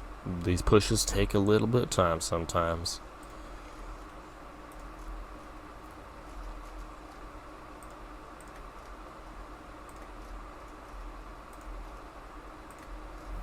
It's doing lots of logic, I suppose. There we go. Boom, it all just happens at once. It's kind of sad you don't get to see the log incrementally, but that is life. Heroku logs. How are we doing, Heroku? I want good news and good news only. My environment variable is wrong. So where is it? Heroku config get MongoDB. Let's env example. I remember because I had to reset all of these at some point. And I probably didn't reset them later. Yeah, that's an old password. Okay, so we are going into hide all my secrets, and actually we're going full pixel mode. Sorry folks, we need to set all of the things. So yeah, all of these things need to be set, and then my production things also need to be set. I'm sorry to hear that. I'm sorry. You get no secrets because I have to run a command for all of them. Heroku config set. So each secret is outdated on Heroku. So instead of going to the dashboard, I'm just going to run like 10 different commands. Config :set. Then I'll put this in quotes. Go, and I think. I mean, again, y'all can't see the secrets. I'm sorry. I showed you the secrets like last 2 streams for every one of them. We're not doing it anymore. Ooh. Yeah, I'm still setting up creating 5 different Heroku versions because all these secrets, but too late. I'm doing it. And I can't show you the commands either because they contain the secrets, so you see nothing. Heroku's being real angry at me, I bet. It's like, why have they deployed 10 different versions? Okay, so we clear that. We clear that. We hide secrets. I mean, people say that about like, ooh, watch out, you're gonna get your secrets exposed. But they are literally 1 pixel for like 5 characters. So I think my resolution is low enough that it works. Unicorn X. I don't have a YouTube thus far. I have all my VODs still with me. I just don't have a YouTube with them yet. I will one day, but that day is not today.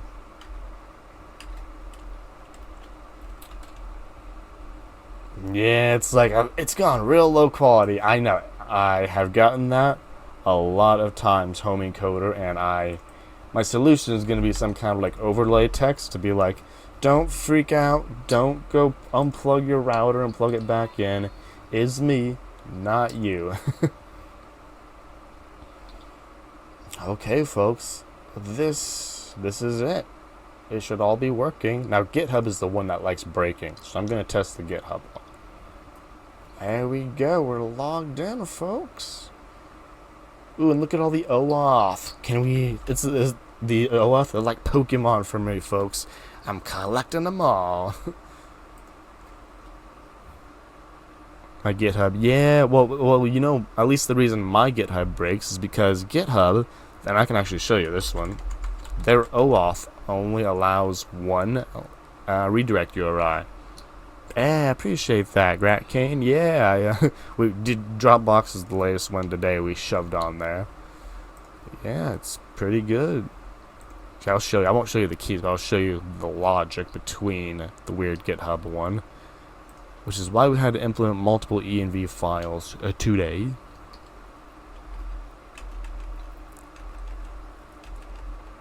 Hold on, I gotta think of a button now because my timer is inaccurate. I'll figure that out later. Yeah, in the developer settings where you create your OAuth credentials, my solution was to create two. One for production and one for development. Because, I'm going to show you this, you see your redirect URI, you can only add one. All the other places, they're cool. They're like, add two, we'll take both.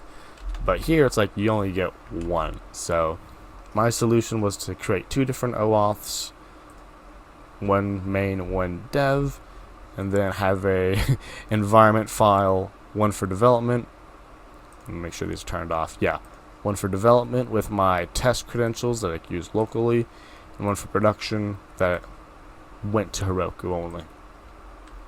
Yeah, I mean, I guess technically you don't need the production credentials on your local, so you don't need it, but I just did it anyway. But yeah, it's alive. And it's using full, whatchamacallit, CI/CD. So that list, so many things up on this list. That is the plan, Grat Kane. Full-time dev job. A little bit back-end leaning, but I'm cool front-end, back-end, all. Anything that's not specifically drawing, like I'm not the designer. Besides that, yeah, I'm pretty open to it. I like me some DevOps. It's pretty fun.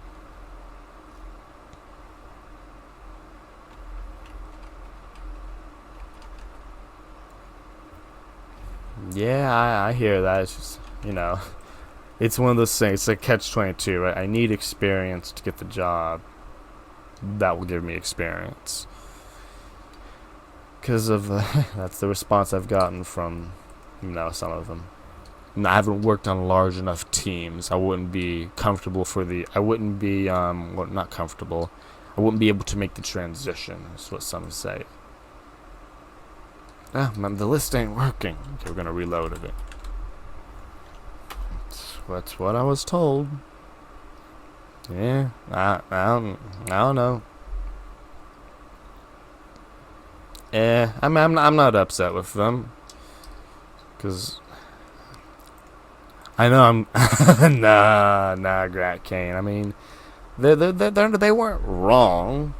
They were just right. They were just, you know, it's like, well, what the hell am I supposed to do about that, right? That's why I'm really looking forward to the because 100 devs, we're gonna have like the group projects that don't last a single night. So I'm really looking forward to those ones, so I can, you know, say I worked with more than 3 people for 5 hours, right? So I'm looking for that. I'm looking forward to that. I appreciate it, folks. Yeah. I mean, they don't feel like they're wrong. Maybe it was an excuse. I don't know. I mean, I was happy enough to be told anything, you know? Because, I mean, yeah, and I don't know. Maybe it was an excuse and all. I don't want to vent here, but they did, like, say they would get back to me and never got back to me. I was like, okay, I didn't mean to turn this into this, but basically, I was told that they didn't believe I would be able to transition from my, like, what I was currently doing, which is like freelance and teams of small to a large team, basically. So that was the response I got. They said they'd, you know, just to lift the mouse. Yeah, I'm looking for it. I appreciate all the support, though, folks. You know, the thing is, like, I'm not taking it too much to heart, because they also said they would get back to me, and I was like, oh, it's a Friday, they'd get back to me Monday, obviously, because they said they'd get back to me that day. And then they didn't get back to me that day, and they didn't get back to me Monday, and they didn't get back to me till a week later, so their feedback kind of diminished the longer they didn't get back to me after saying they would get back to me. So it's all good. I didn't really take it that personally. Yeah, I know. So we did that. We added CI/CD. The list finally loaded, folks. I'm glad to see that.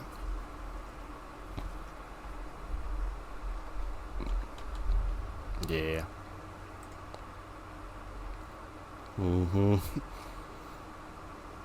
Big warning. Yep, don't look at the big warning. Website down. Well, that's not true. Website's up. Hey, good website.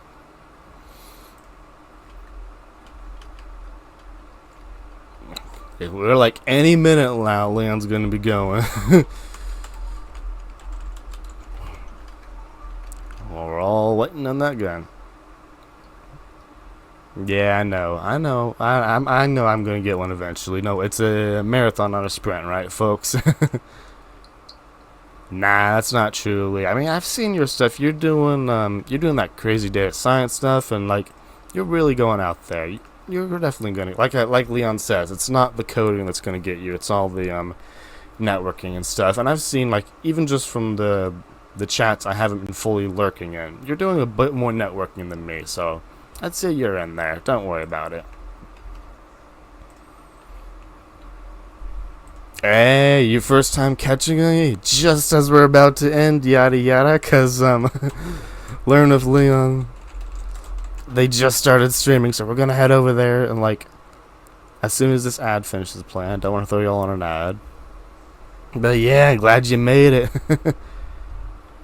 Yeah, see you at Leon, Learn with Leon. Yeah, constantly live, honey. Appreciate y'all coming by. Before we jump off though, don't forget Leah, Dean. I don't think I do a multi shout out. That's a thing I need.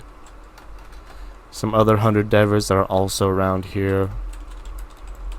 Fellow streamers. Also Sam's also streaming right now. We got all the folks out here. Be sure to check them all out as we go and raid Leon themselves. Be sure to have a fun class, everyone. It's going to be a chill one. We're going to figure out this to-do out for the final time, folks. I'm hoping this is the last time, but I think with that big travesty, Leon's going to do it one more time, folks. Yeah, everyone, appreciate y'all coming by, and I appreciate, I don't talk a lot about myself, so I appreciate y'all, confirming that it was the company and not me. That's that one interview. Yes to the last time. This catch-up crew will always be on that to-do list forever.